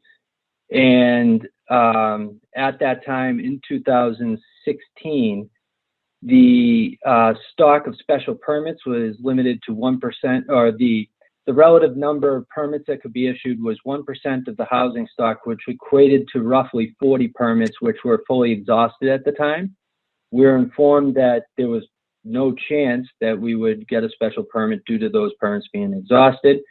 But if we removed the door, that we could build the house by right, or complete the basement, by right. And we did so. In practical use, following my father-in-law had suffered from spinal stenosis and had portions of his vertebrae removed, and he was laid out for a period of, I think it was 3-4 months, where he was confined to first a bed and then a walker. Approaching that surgery, did something incorrectly, put the door back in. Obviously that was a no-no. In an intermediate period around 2017, so we had this living situation set up where they come back and they spend time in this guest apartment downstairs.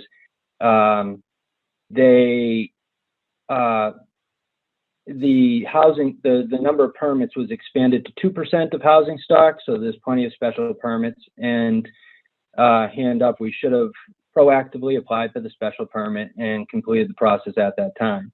However, 3 years went on, and it was on the building department's seeing the door that they brought it to our attention and said that we needed to file for a special permit. In digging into the accessory apartment rules, we identified that we're over the square footage and we had an egress issue. To be abundantly clear, the variance to the egress was not requested by us. That was added by the town. I'm happy if that, or I shouldn't say I'm happy. I'm okay if that gets declined. If we have to add another door, we're happy to do so. We have space on, an area of the house where we can add a second mean of egress. The main sticking point here is really the square footage. So with all that said, the reason for the variance and, where we're struggling to find a way to meet the parameters of the bylaw, which is the excess square footage, is when we built the house as I mentioned, we lived in this neighborhood for 5 years leading up to this. We went through painstaking effort. We went through a lot of effort to maintain the natural grade of the lots with our neighbors, because these neighbors were our neighbors before they were our immediate neighbors. And during construction on the what I think is the northeast side of the house, there was we encountered significant ledge. If you look at the picture of the back of the house, you'll see a retaining wall coming off dead center that then curves to the right. That retaining wall was initially intended to come off the back right corner and go diagonally towards the back of the house. It was encountering significant ledge where we needed to draw that retaining wall off dead center and curl it out to the right to encapsulate what is rock croppings, which inevitably protrude from the ground behind my neighbor's shed. The shed in the northeast corner pictures that you're seeing is not mine. That's actually my neighbor Judy's shed. But you'll see in those pictures that we went through significant effort to keep that grade natural with our neighbors. So in reviewing our options here to reduce the square footage, the building department has our internal square footage at 1,420 square feet. The walkout portion of the backyard is abutting the garage. We happened to, during the original construction of the home, suspend the garage. So we have concrete forms that constitute the floor of the garage, and we have a room underneath there. That room is a lightly finished bunker that it has a linoleum floor, drywall, and my mother-in-law keeps all of her quilting supplies. It constitutes 500 square feet of that 1,420. Absent that room, we'd be at 920 square feet. Now, if we were to reduce the size and reconstruct the basement and bring it all over to where the entrance to the basement is, we'd need to effectively find a way to provide a kitchen, a bathroom, and a bedroom within 400 square feet, because none of those rooms can go under the garage. A bedroom would not have appropriate egress. The kitchen or bathroom underneath that, underneath the garage, would not have proper ventilation. We wouldn't be able to accommodate the plumbing, water, and utilities needed for, drainage, the water supplies for sinks, et cetera, without going through the foundational floor underneath that garage, which is supporting concrete forms and, at times 2 cars, and was poured to spec by structural engineers. So, we really need to look at other options, which would be to reconsolidate the space on the northeast side of the house. In order to do so, we'd approach excavating, or we'd have to reassess excavating that out so we could get an entrance over to that side and leave the southwest side unfinished, south by southwest side unfinished. And we'd have to deconstruct that, deconstruct the kitchen, deconstruct the living area over there. So it would be a significant undertaking. I apologize, I'm just looking at some notes here that I brought up. So this room underneath the garage, encapsulating that, once you have the entrance in close proximity to where the steps down to that area under the garage is, we really have to avoid that, because that area can be used for nothing else but a living room, or what it's used for now, which is effectively storage quilting room. The easy solution to this is, you could ask me to deconstruct the quilting room underneath the garage. Unfortunately, we have approximately $40-some-odd thousand worth of cabinetry. And on top of that, we have heating elements. It's where my sump pump is. So we've kept it heated, warmed, and other than that, I can strip down the drywall and unfinish that space. It eliminates 500, off the top, and my mother-in-law can brave the cold and bare walls. But I think that's a little kind of underhanded. So what we're looking to do is the proper way and look for the variance on the square footage. the reason I think we've found ourselves in this predicament is there seems to be contradicting guidance on egress. So I can tell the town of Westwood that my intent is to build guest quarters down there. I can tell them I'm going to put a kitchen, a bathroom, and a living area. I can tell them it's going to be 1,420 square feet. And I can tell them there's going to be no door. And I got fully permitted and approved and said, I'm okay on egress. If I add one door, it's now seen in a different light, and I'm told I don't have enough egress. There's fundamentally contradicting information regarding the amount of egress required. I think that when faced with contradicting information regarding something as important as egress, that the measured approach would be to go with the greater versus the smaller. I would also like to add, as it pertains to the spirit of the bylaw in terms of conformity, as this structure in the house, I don't know why we call it structure. My home was built as is with an unfinished basement. There was zero change to the structure. There's zero change to anything of the outside of the house other than this door to the basement. And that door to the basement, by the way, I can have. So I can actually have a door if I don't have, a kitchen. So everything about the outside and the conformity of the structure itself is undebatable, I think, because I can actually do everything by right. It's just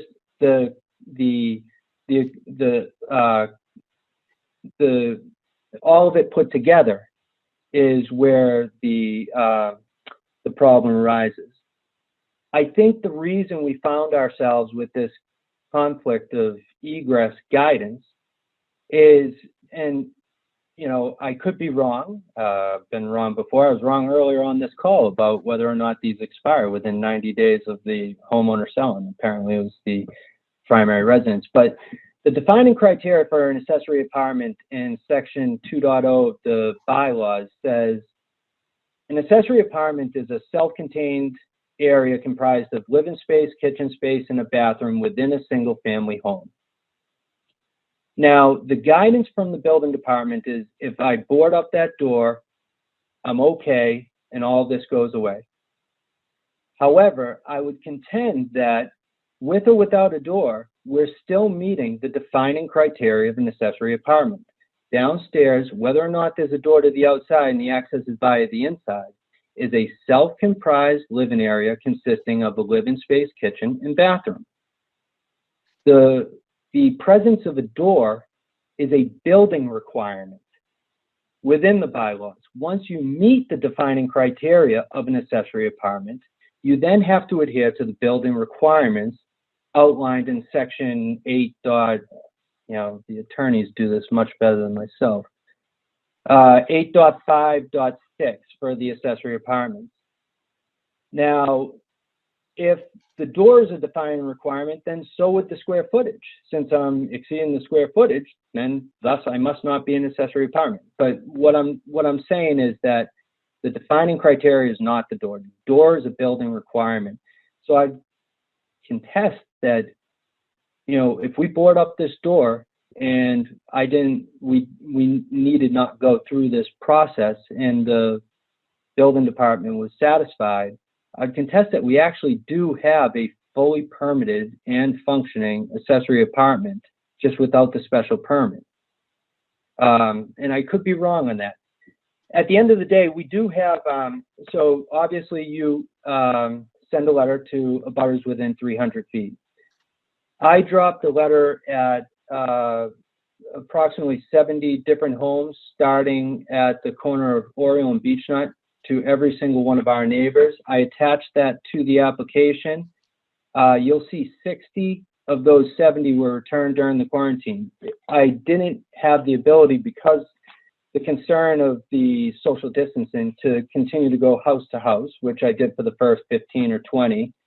But after that, I dropped them in people's mailboxes, and 60 of the 70 people took time out of their hands in our neighborhood to return these and sign them in support of our petition.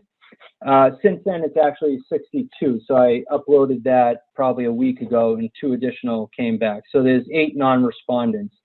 Mr. Downey, 1 second here, please. Sure. Sorry, I have a question. It seems like we lost Doug. Is that correct? It is. I'm texting him right now to see what happened. I was just getting to the good part, all the petitions. Mr. Downey, just hold on 1 second. Let's see if we can reconnect with Doug. Yeah. So you can hear all this testimony. Let me give him a call. Give me a second. Which part do you want me to back up to when he does join? You can just go back. I know he's read the application like we all have. You can go back a little and just have a quick review once he does get back online here. Yeah, it's not a problem.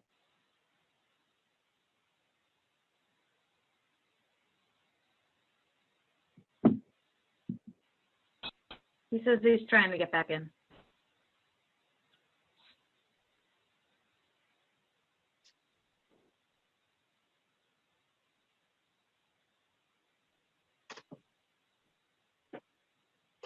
Doug must be looking for one of his kids to help him.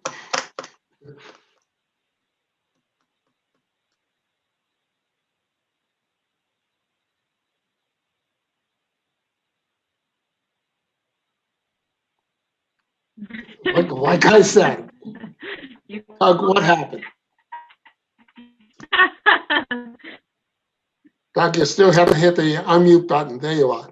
Doug, what happened?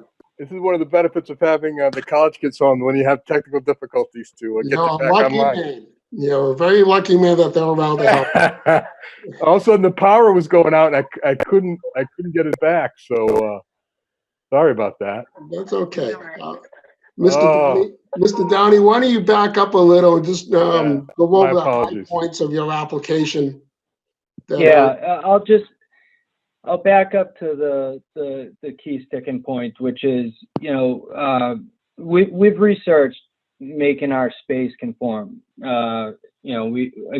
finished the basement.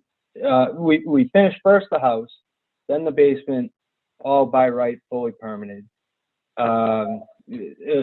Misjudgment, if you call it that. I mean, quite frankly, to be 100% honest, if my father-in-law was laid up with surgery again and I needed to get him in and out of the house for safety reasons, be available to get him out in the case of a stroke or a heart attack, God forbid, I would add that door, every single time.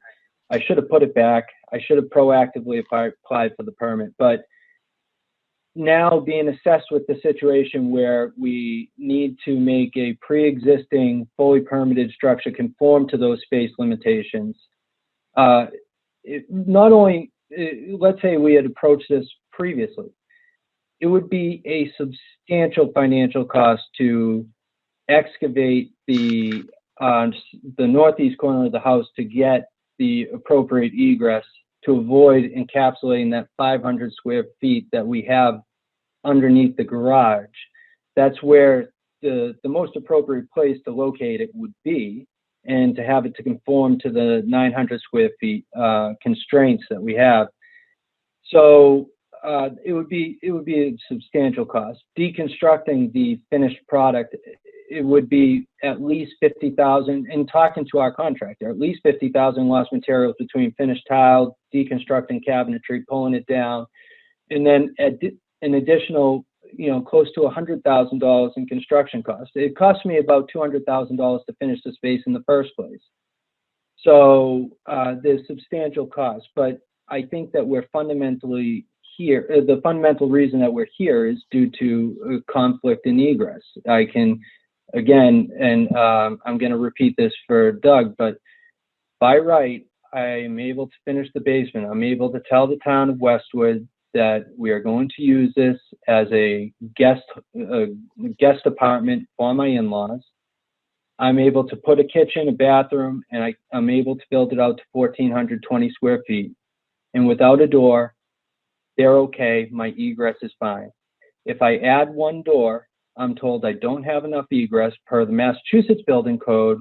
When you have what's considered a dwelling, I now need 2 forms of egress, not including windows. And And that's really why the variance for the second door was added, because once you're an accessory apartment in Westwood, you're now a dwelling. And because you're a dwelling, you have to adhere to the Massachusetts Building Codes, which has the second form of egress. But I think that we can all agree, if I board up that door and I tell you that it's a guest apartment, it is a dwelling. And again, I think that this is because of the interpretation of the definition of an accessory apartment in Westwood was perhaps misinterpreted, but there's no defining criteria within there that a door is not a defining criteria of an accessory apartment. An accessory apartment is a self-comprised living space with a kitchen, bathroom, self-comprised area with a living space, kitchen, and bathroom, which we have already. So I contest that we already have a fully permitted, without the special permit, accessory apartment as granted by the building department. Abby McQuaid of the planning board actually commented on our application and said that the second form of egress is on both applications, special permit and variance, and specifically called out that it's there for safety reasons. If we board up this door, the use case does not change whatsoever. I'll have our initial intent was to utilize our door and let them go up and down. It's intermittent accommodations. Their primary residence is, again, in Falmouth, and we can go that route. Our concern is, and more so my mother-in-law's, is they're not comfortable doing so because now they're concerned that if anything did arise in the form of, a health emergency, that we literally have no way of getting them out of there except by a window. So if one of them had a heart attack, I'm 160 pounds. My father-in-law is bigger than I'm not going to be able to lug him up the stairs. So, other than fold them up and flip them out the window, would be, we're going to be, kind of beholden to waiting for emergency personnel to get them out. With the door there, we at least can get people in and out. So my in-laws, and this only came up in practical use following the back surgery to my father-in-law, that it wasn't practical, our solution of, using that interior access. So, that's all I have for, real justification. But at the end of the day, what we're really trying to do is just finish a basement. And what we're being asked to do is only finish a portion of that basement. And we're being asked to deconstruct what I can build by right and have built by right to conform to a space limitation.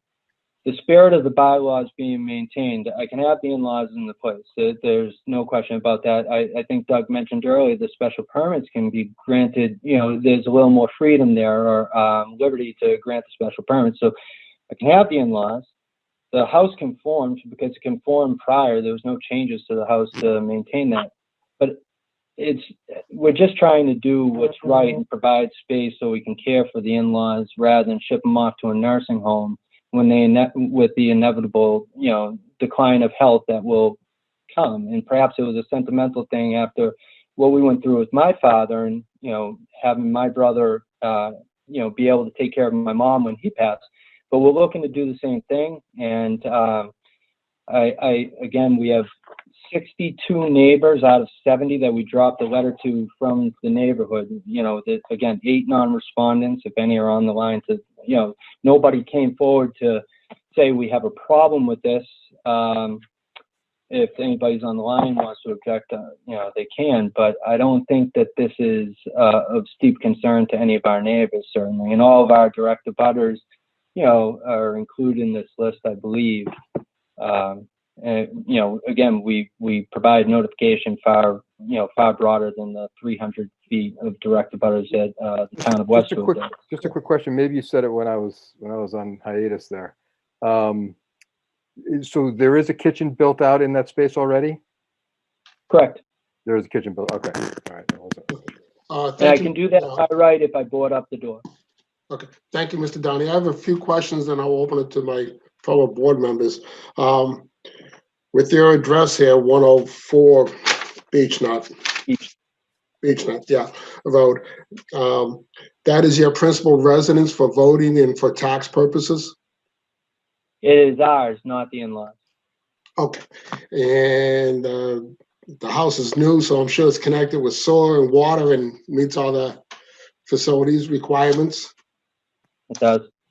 Okay, this application for the accessory apartment is for the one and only? There's no other existing apartment? Okay. Correct. We gotta cover all this. If this continues much longer, I might file another one so I can build a big oversized shed in the backyard to get away from the kids, but That'll be down the road. for the time being, no. The exterior of the house still maintains the appearance of a single-family home, in your opinion? Again, it was constructed by right. There was no changes to the exterior structure, with the exception of removing a door to allow for the. And there is plenty of off-street parking. There was no changes to the driveway as a result of finishing the basement. The driveway was cut as is at the time of the original construction of the house in 2015. Okay. You mentioned there's one exterior door now? Existing door? Yes. Downstairs? Which room is that? Is that off the kitchen, the home theater, or off the office? Yeah, I apologize. So I was expecting to do this in person. I think I drew, so I didn't want to provide a finalized plan. What I did is I provided the plan that we provided to the building department, and then I drew arrow where the door was applied. I'm not sure if I put that on your copies. It's there's two windows off the kitchen, in between the window and the butt out where it says home theater. Mm-hmm. That's where the door is located. Okay, great.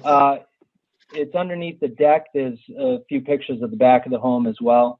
I do it's have underneath those. the deck to the left of where the retaining wall comes out. Okay, I see. Okay, now it makes sense to me. When you talk about the room underneath the garage, is that the exercise room on our diagram? Yeah, it's listed as that. And our builder provided a name for everything. In actuality, that's a quilting room. My mother-in-law has, I can't even describe it. You'd have to see a picture. It's insane. But she has about 60,000, different patchwork pieces. She used to teach quilting at the Westwood Senior Center. She's a retiree, and she teaches quilting classes here and there, and quilts an occasional quilt for the kids. Or I'm looking at one right next to me, but yeah, quilts. Okay, but if you include that room, the total square footage of your accessory apartment would be 1,420 square feet. Correct. That's also recorded in Joe Doyle's notes in the application. He specifically states that the finished square footage is 1,420. Okay. And above that. And just to clarify, that's a combination of the kitchen and the exercise room. Is that what that no, is? I'm sorry? The 1,400 square feet is includes. Oh, yes. The entirety of the basement, less my utilities are down there. That's the other thing. Okay. So it's the entire. Okay, I'm sorry. So it's the entire basement is 1,400. I got it. Less the mechanical room.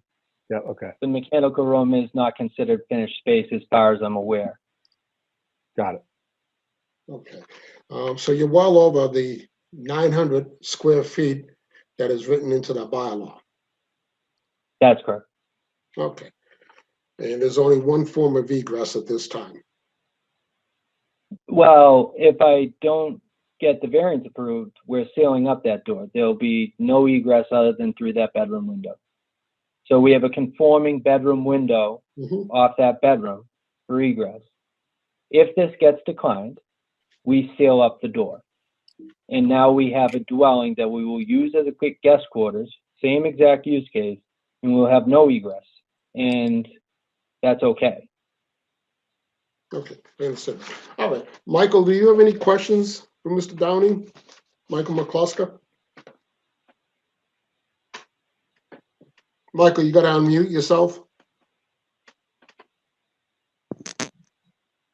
Sorry about that. No questions. Doug, do you have any questions? No, other than, I'm sure you and Joe have discussed options of segmenting this basement somehow, right? I mean, maybe I missed that part of the conversation, but if you briefly, Yeah. I mean, I think there's got to be a million ways to deal with this that Yeah. can be So addressed. there's a couple issues there. So it's very simple. I mean, I can consolidate that space and come up with a fine design that conforms to 900 square feet on the southeast corner, northeast corner of the house.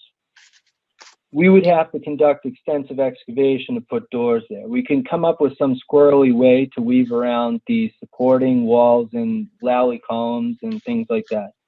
It would require the deconstruction of, it was $200,000 to finish that space by right without door. It would cost me, we'd lose approximately, and this was an estimation by the contractor, $50,000 between, the tile that we have, cabinetry that we'd lose, drywall that would break down, insulation that was put in, the deconstruction of the entirety of the half bathroom to move that space over. So what would that, so you would, there's a door existing now, then you put one more door in somewhere? Where would the other door go? Yeah, we could add a door coming off of what's listed as the home theater, which would meet the same outside area as that door. We'd be happy to move that door over. If they want two doors, I can put two doors if I can get it into where the property drops. From what I understand from the contractors and the building department, the space between the two doors per the Massachusetts building code doesn't really matter. I can have one off the kitchen and move it closer to the corner just for safety reasons, have one off to the home theater, meeting the same patio area underneath the deck. So they can both come out to the same area. I wouldn't have to make any changes to the grade around the house or anything like that to slip in a second door. Got it. Okay, great. Okay, before we have any further I'm sorry, can I just add one more thing? Sure. I can assure you that the 62 or so people that have signed these petitions and are familiar with my in-laws from the last 3.5 years that this living arrangement has been in place would also be the same 62 people that would object if my in-laws, God forbid, were to pass away or we have a falling out and they never want to see me again and I start renting that property. The same people that are saying, oh, of course, Seamus and Kelly have been here for ages, are also going to be the same people who don't want a rental property in their neighborhood. And they're not going to let that fly. It's a very tight-knit neighborhood, and that's why I have their support for this and why I wouldn't have their support for something otherwise. And in addition to that, I would be happy to apply any conditions, including the specific names of my in-laws as the only possible occupants to that space, other than myself and my children.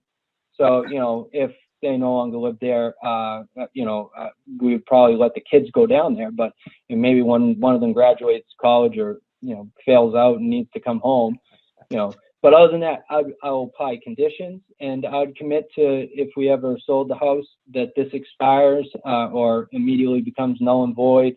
If they no longer reside there, that no other residents or no other people can live there. I'm happy to put their specific names on it, whatever we have to do. But again, it's just trying to create a space for my in-laws. And at the end of the day, it's a basement. It's not really a noble thing. I'm telling my in-laws that they have to live in the basement. The other people are building an addition for them. I'm not that nice. Okay, thank you, Mr. Duff. I'm going to open this up to the public, but I want to read out the phone number once again for public comment concerning this application for 104 Beechnut Road. The phone number to call in if you have any comments on this application is 888-296-6828. Enter PIN number 756869, followed by the pound sign. You'll be asked to state your name. I can see Sarah's on the phone here now. Sarah, do you have anyone on the line that wants to make a public comment concerning this application?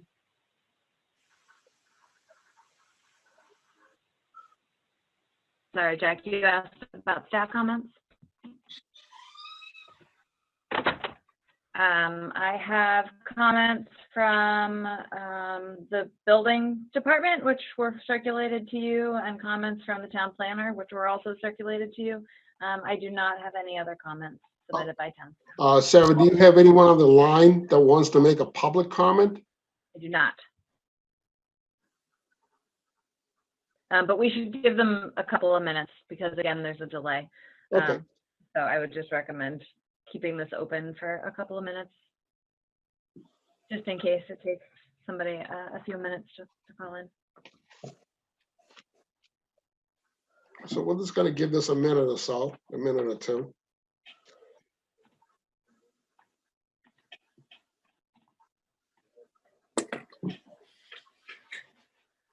And I appreciate everyone's patience, especially the next applicant. Thank you for being so patient here tonight.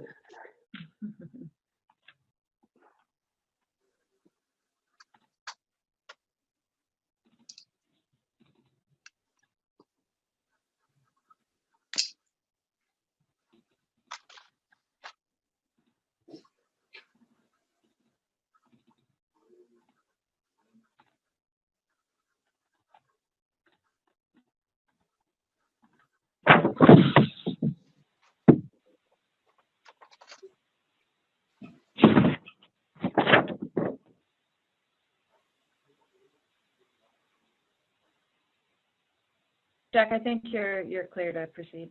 Okay, thank you, Sarah. The way I look at it, the Westwood zoning bylaws are very clear towards the building of an accessory apartment, that they meet all the criteria spelled out in 8.5, that they have 2 forms of egress, and the apartments, the accessory apartments, be no less than 500 square feet and no more than 900 square feet. That's the way I'm looking at it. So that's a high hurdle, as the gentleman said on previous applications. Michael, do you have any comments or your opinion on this application? Again, nothing's easy tonight. There's a lot going on. Like I say, it's a very high hurdle to clear, and I'm just not there yet. So we're satisfied that if I board up the door, that I don't meet the defining criteria of an accessory apartment then?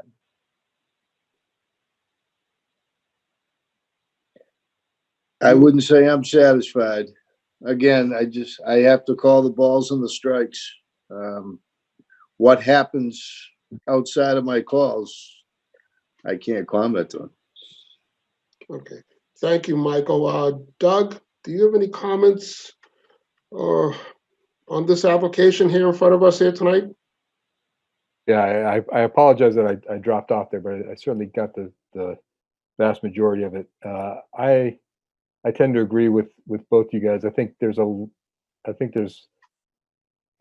lot of different ways this can be addressed, and I'm sure that the Downies and the building inspector can come up with a creative way to get this done to try and minimize the impact. But I think there's a million ways to skin this cat that, again, won't need a variance. And I think that's the message we've come to 3 different times in a row here, that people really should try and find a way to address these things without a variance, because it's just a super high hurdle. So I think there's ways to do it. And it's not going to be without pain. It's not going to be without cost, but there's enough space and flexibility that I think it can be addressed.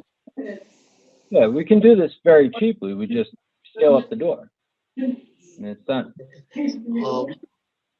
Mr. Downey, would you like to continue this hearing to a future date, and you can go revisit this application with the building department to see what's acceptable to him, and try to get creative, like Doug said, in meeting the square footage requirements and the egresses and any other conditions that the building inspector might impose per the bylaw?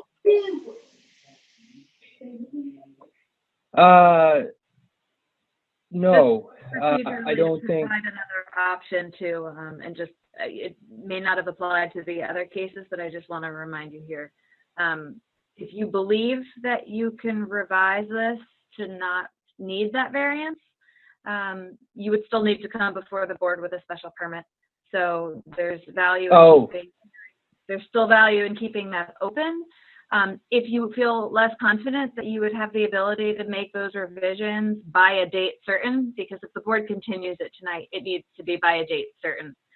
So that would be like a May or the June meeting. If you don't feel comfortable with that timeline, another option that's available to you is you could withdraw your application, and that provides you with the ability to approach the board on the same issue at a later date.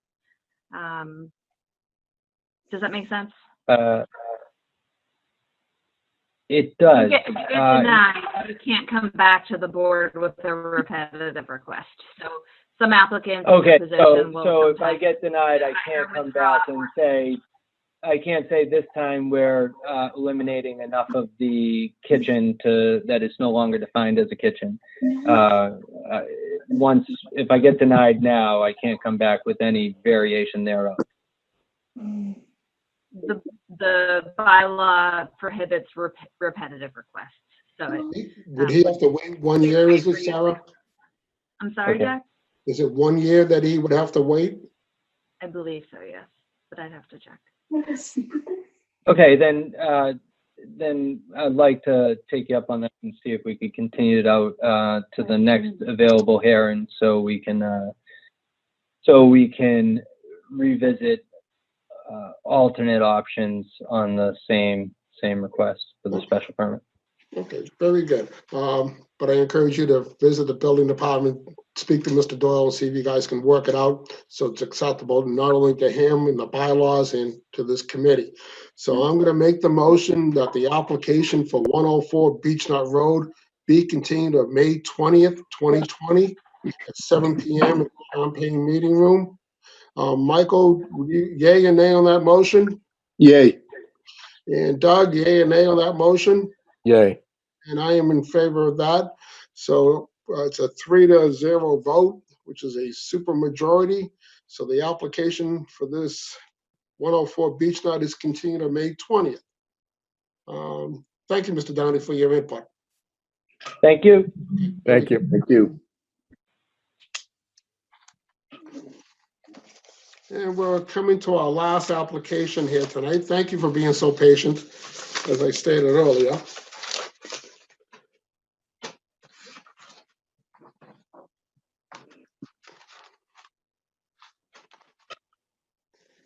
The last application here tonight is for 21 Stearns Street in Westwood, Mass. The public phone number, if you have any comment on this final application in front of us here tonight, is 888-296-6828. Enter PIN number 756869, followed by the #. You'll be asked your name and your address, and then we will get you on the conference here. The legal public notice for 21 Stearns Street reads as following. Pursuant to Chapter 48, Paragraph 9, the Westwood Board of Appeals will hold a public hearing on Wednesday, April 15, 2020 at 7 p.m. via Zoom video conferencing and a conference call-in line for public comment regarding an application filed by Michael Francalonia. Am I close? Hopefully, Michael, with your pronouncing. Close. Okay. For variance pursuant to the Westwood zoning bylaws section 4.5.3.3.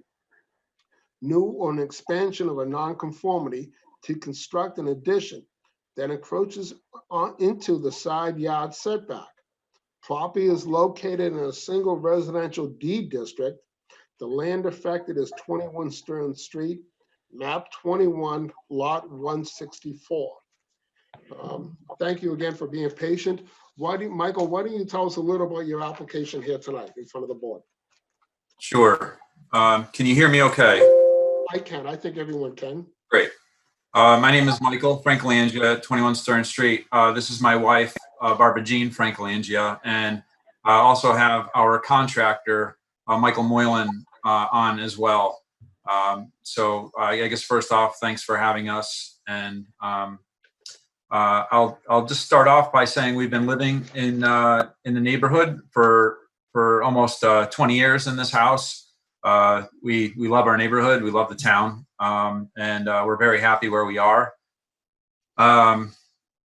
I guess just to kind of give some background just in the neighborhood, it is, single residence D, but there are some huge houses that have gone up in our neighborhood for sure.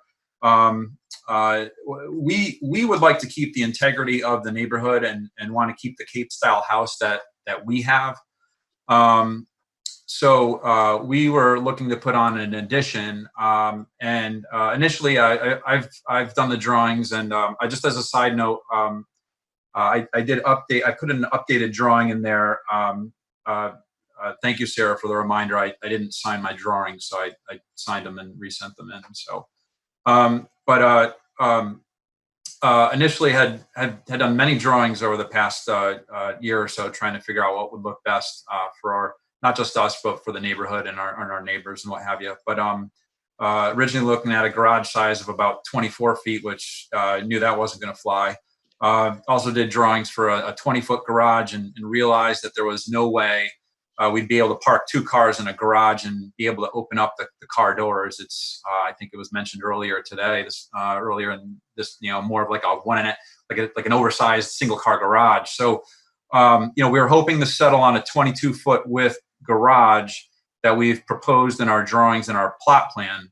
When you take a look at the plot plan, and the part that kind of confuses me a little bit, and I'm just sharing this with you. The plot plan that's on file right now, when we originally had a plot plan done, it showed that we would have been about 1.2 feet over consistently along the side. But the plot engineer had retired, and we had a new plot plan done by a new company. And basically, we're looking at the house being slightly angled on the property now. And obviously, that's something we can't change, but it starts off in the front at about 1.5 feet and then tapers out to 2 feet. So, what we're proposing is not huge, but it would greatly improve the functionality of our property for our family. And I think from a hardship perspective, it really all it is if I really want to say we have a non-conforming lot where the minimum lot area in our neighborhood is 15,000 square feet, and our property is half that size at 7,500 square feet. But I think more realistically, when we look at if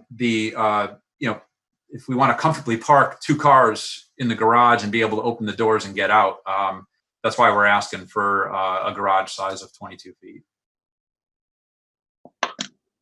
Okay. And I guess I have this is my visual here. I mean, in the front of the lawn, I'm looking for about this much space over here.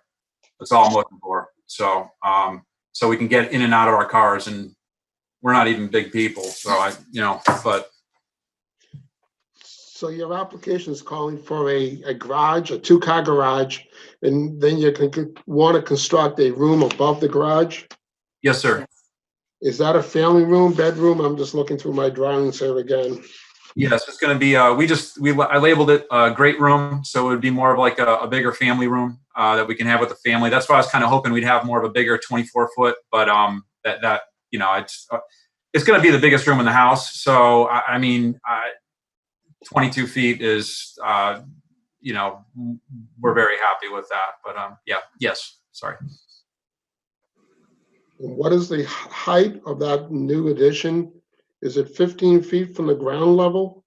Yes. So when I met with Joe and went over my drawings, I met with him on several occasions over the past year.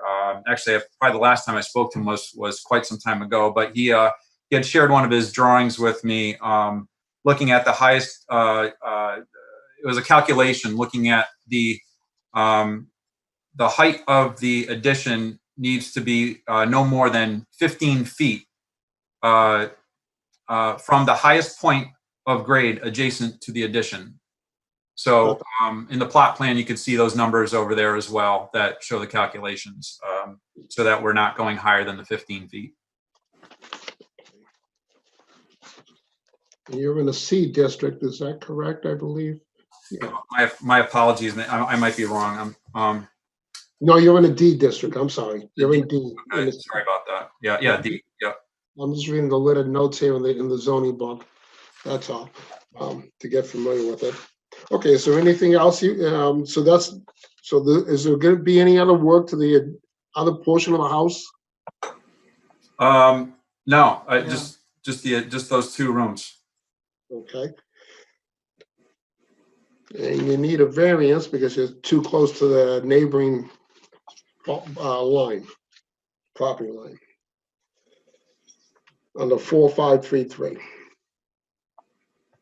Michael, do you have any questions? Michael McClusker? No. And Doug, do you have any questions for the applicant here concerning this application?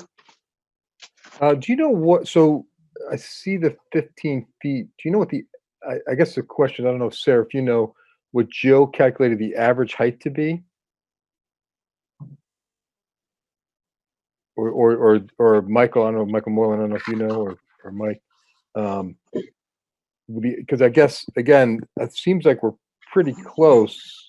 If it's 15 feet or below, you can be 10 feet from the side.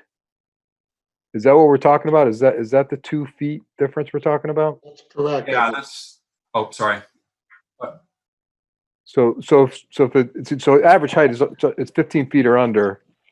So it's 10 feet. The proper setback's 10 feet, and we're at 8 feet. Is that correct? Okay. Joe didn't provide a calculation of the average building height, but he did say in his comments to you that the 10-foot side yard setback is what applies here. Okay. And, at least it's 8 feet, so. Okay.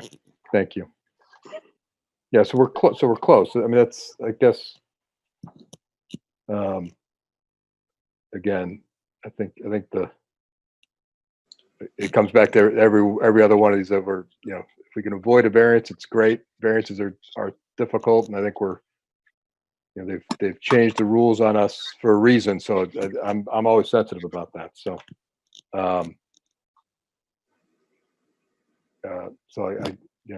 that's kind of my thought. But I don't know if other neighbors have any comments or. Okay. Thank you, Doug. Like Doug said, variances are pretty restrictive here by the town of Westwood. As they said, it's a high hurdle. I see that you have your builder on the line here, Michael Mullen. Yes. Yes. Michael, do you want to make some comments to this board about this application? And why, is there any way you can move it back to make the 10 feet? Or make there's no way he can do it. If he does and he goes to a 20-foot, he ends up with not being, as he said, the garage is going to be just an oversized 1-car garage. If he steps in the upper level, then try and bring it down to less than 15 feet, but he's still going to be at 8. Where the discrepancy we're talking about is the 2 feet, so 8 feet to 10 feet. He has no option on that side because he's stuck with the house that's existing, and to get a 22-foot garage that's comfortable, he's at 8.2 feet of a setback. Okay, thank you, Michael.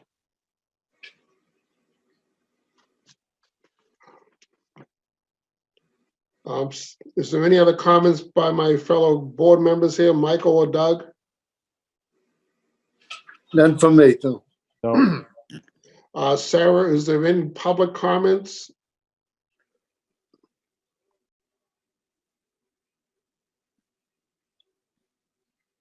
Sarah, just turn on your mic. Lisa Golden. Okay, I have Lisa Golden. Lisa, can you introduce yourself to the board with, actually, hold on, Lisa, just one moment. Jack, could you please read the number one more time, just in case anybody at this point in time wants to call in for this application? Okay. Okay. The current applicant. While we wait. Okay. The current application in front of us is for 21 Stearns Street in Westwood, Mass. If the public would like to make any comment pertaining to this application in front of us here tonight, please call 888-296-6828. Enter PIN number 756869, followed by the pound sign. You will be asked your name and you'll be assigned a number. We're going to give that a few minutes. Sarah, you said there was there's one person on the line now? I have two people on, so I'll call the first one. Lisa Golden, if you could announce your address and present your comments to the board at this time. Sure, thank you. I'm Lisa Golden, 9 Stearns Street. Can you hear me? Yep, go ahead. Okay. I just have some questions. I heard you discussing the average height. I'm confused because it's a garage level and then another level on top of that. So I don't know how that could be 15 feet.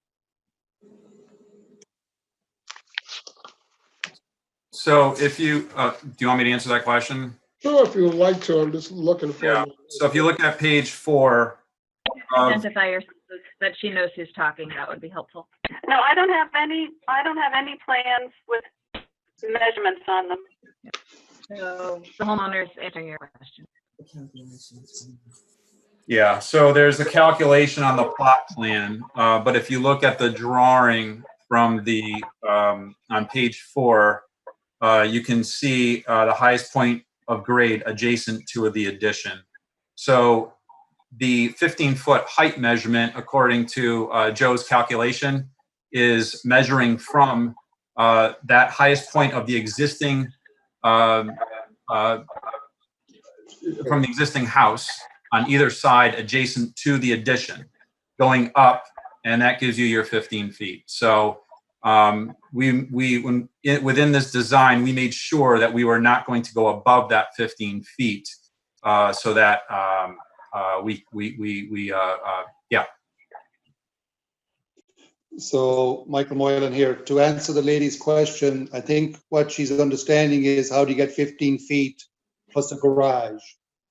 And if she looks at the topography of the lot, the side, the right side of his property, his basement level is almost 7 feet tall. So that's how he's getting it, because he's going from the highest point of grade in the back closest to the property. That's how you measure it in Westwood. So how high is the garage going to be, the new addition garage? What's the height of that? And then another whole great room on top of that. I guess it's just confusing. Yeah, but Lisa, that is how they measured, the building department measures from the highest grade to the highest point on the roof, on the garage roof there. It does slope down, like you stated, towards the garage. Where his garage is now. Oh, sorry. So the addition will not be any higher than the existing home, and it's going to be even a lot less than the existing home, because he has a second story in the existing. But if it's above 15 feet, isn't there a larger variance setback? No, so this is 15 average feet in height. It calculates an average. So the applicable side setback here is 10 feet. Okay, and then how much is the setback in the rear with a 26-foot deep addition? That has not been designated as needing relief. The only issue before the ZBA tonight for their consideration is the side setback. Okay, my other worry is the amount of water coming down on the lower property. Runoff is already in this direction. What will they do with all the rainwater collected by this larger roof line? Michael Moylan, can you address that for Ms. Golden? It's not going to change any different than what's there right now, I think. Maximum impervious surface requirements. So you can't cover your lot more than 50% with impervious surface, but that again is not before the board. for review at this time. Okay. And then I had also written in a letter because it's an unusual situation, and I'm sorry to have to bring it up. My house is under a P&S agreement right now for sale. So this is a huge issue. And I just, I'm not supportive of a variance for that reason and these other reasons, the size, the water. And this is right on my living side of my house. So that's all. Okay. Thank you, Lisa Golden. Thank you very much for your comments. So our next member of the public who's called in is Heather Lynch. Ms. Lynch, are you there? I am. Okay, if you could identify yourself to the board, that would be. Sure, I left the conference. Go ahead.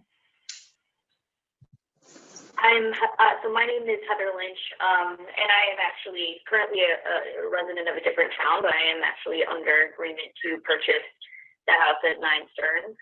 So hopefully we'll be a Westwood resident soon. We can hear you. Go ahead. Yeah. So, okay, good. So I also wrote a letter that I believe you all have received to get back to Lisa. I had some of the same questions that Lisa had with regard to the height. Stearns is on a hill, as Lisa mentioned, the water drains that way, but it also kind of leads to, even though the average height is 15 feet above grade, right now they have a below grade garage, quote unquote below grade, but because it's on a hill, it's really, above ground. It's not a dug out basement, and this addition is not going to be dug out, as far as I can tell, below the house. And when you're on a hill like this, that house is above the one above it. So really it's going to feel like a 21 foot house as you see the actual height of the structure is 21.5 feet. That's what it's going to feel like to the neighbor.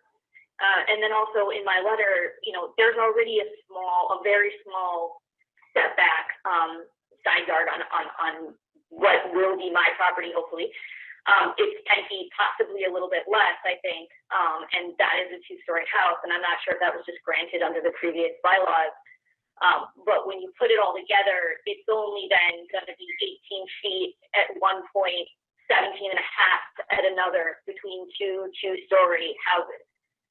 So I think that makes a big difference in what it looks like. If you look at the house from above on Google Maps and just straight ahead between the two houses, it's going to be a dramatic difference because right now there's about 30 feet between the two houses. So pulling this out, even with only a 1.5 foot or a foot or 2 feet off of the variance, is aesthetically it's a huge difference. So I just wanted to bring up that comment because I think it's not immediately clear from the plans what it really looks like between these two houses.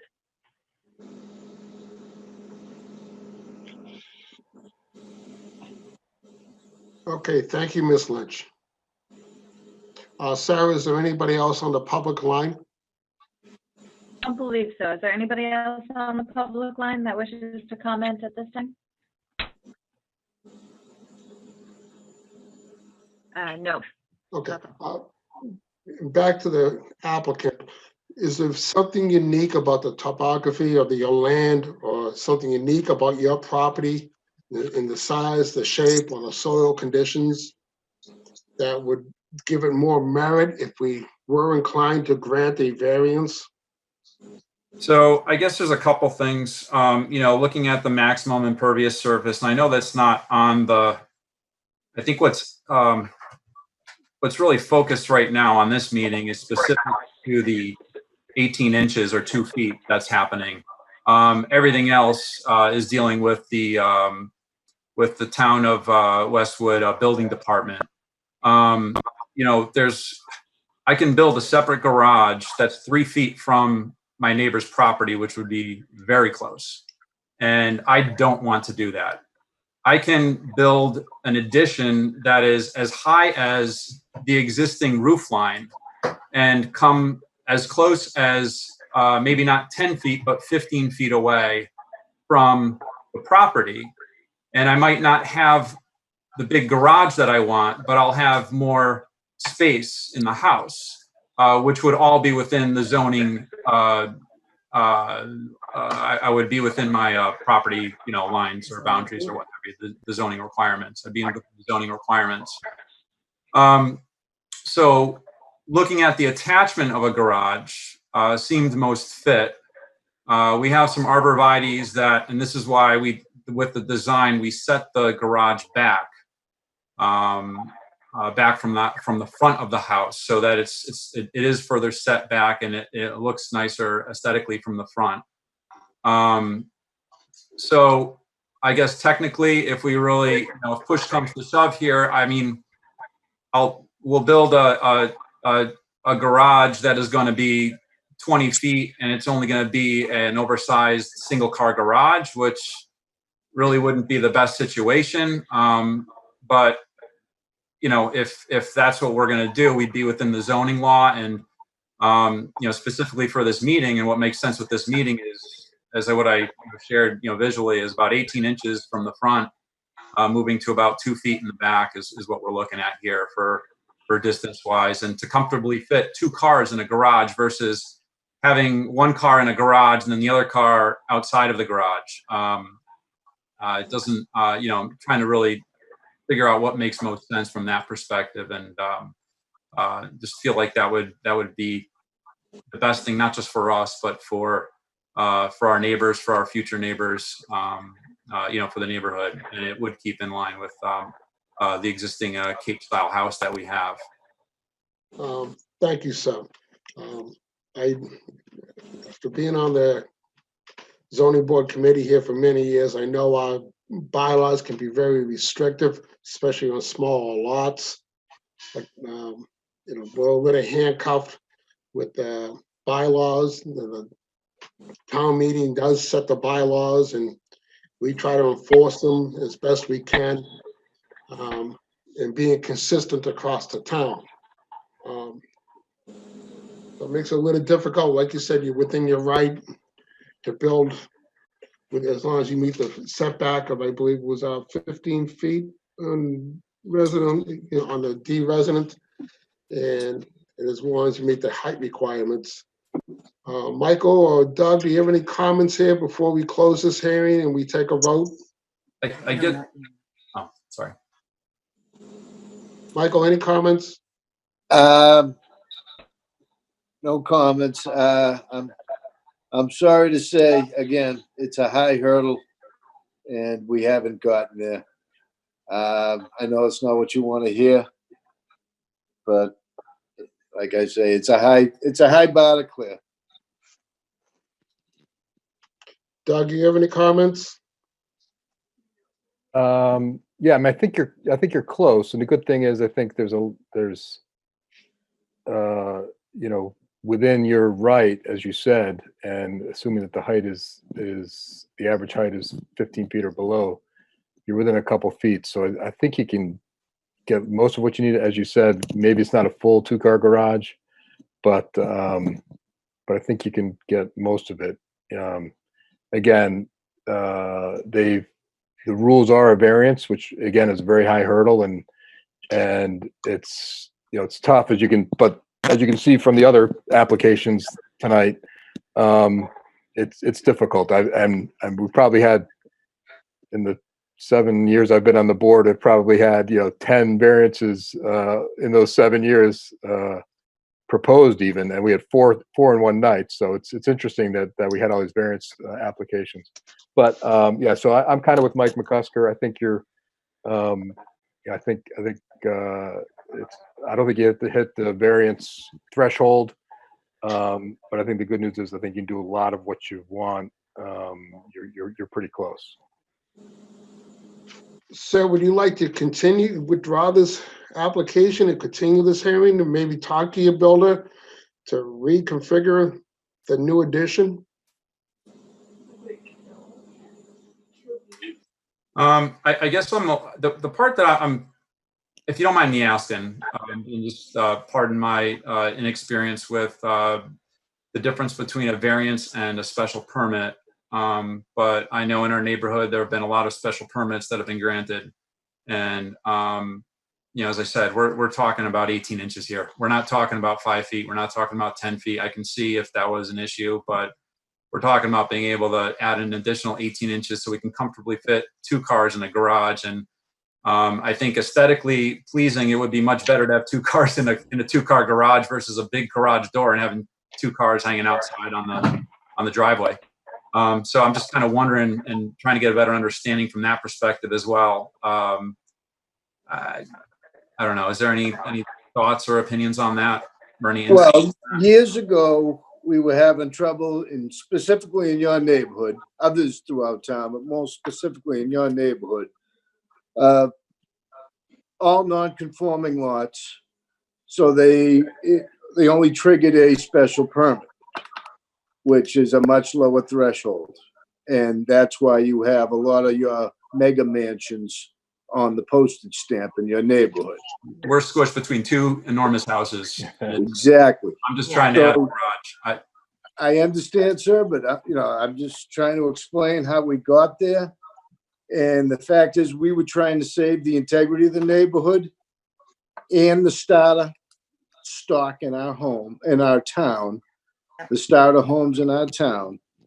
So the only way to get there was to pass through town meeting this higher variable of making it a variance to have anything more non-conforming than what exists already to trigger a variance.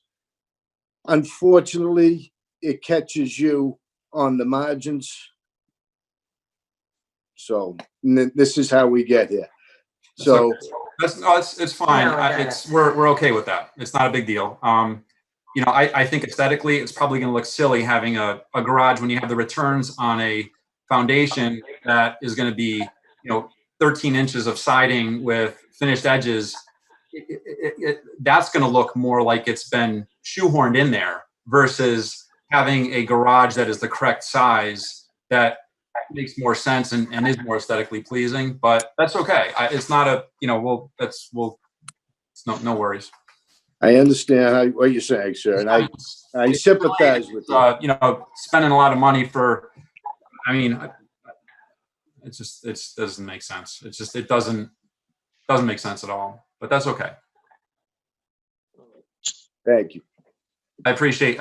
And my apologies. I appreciate the insight and the explanation. It's just I've worked on these drawings for a long time and have thought really hard about what would be good, not just for us, but everyone around us. And when we're talking about this much space, we're not talking much bigger than your monitors, right?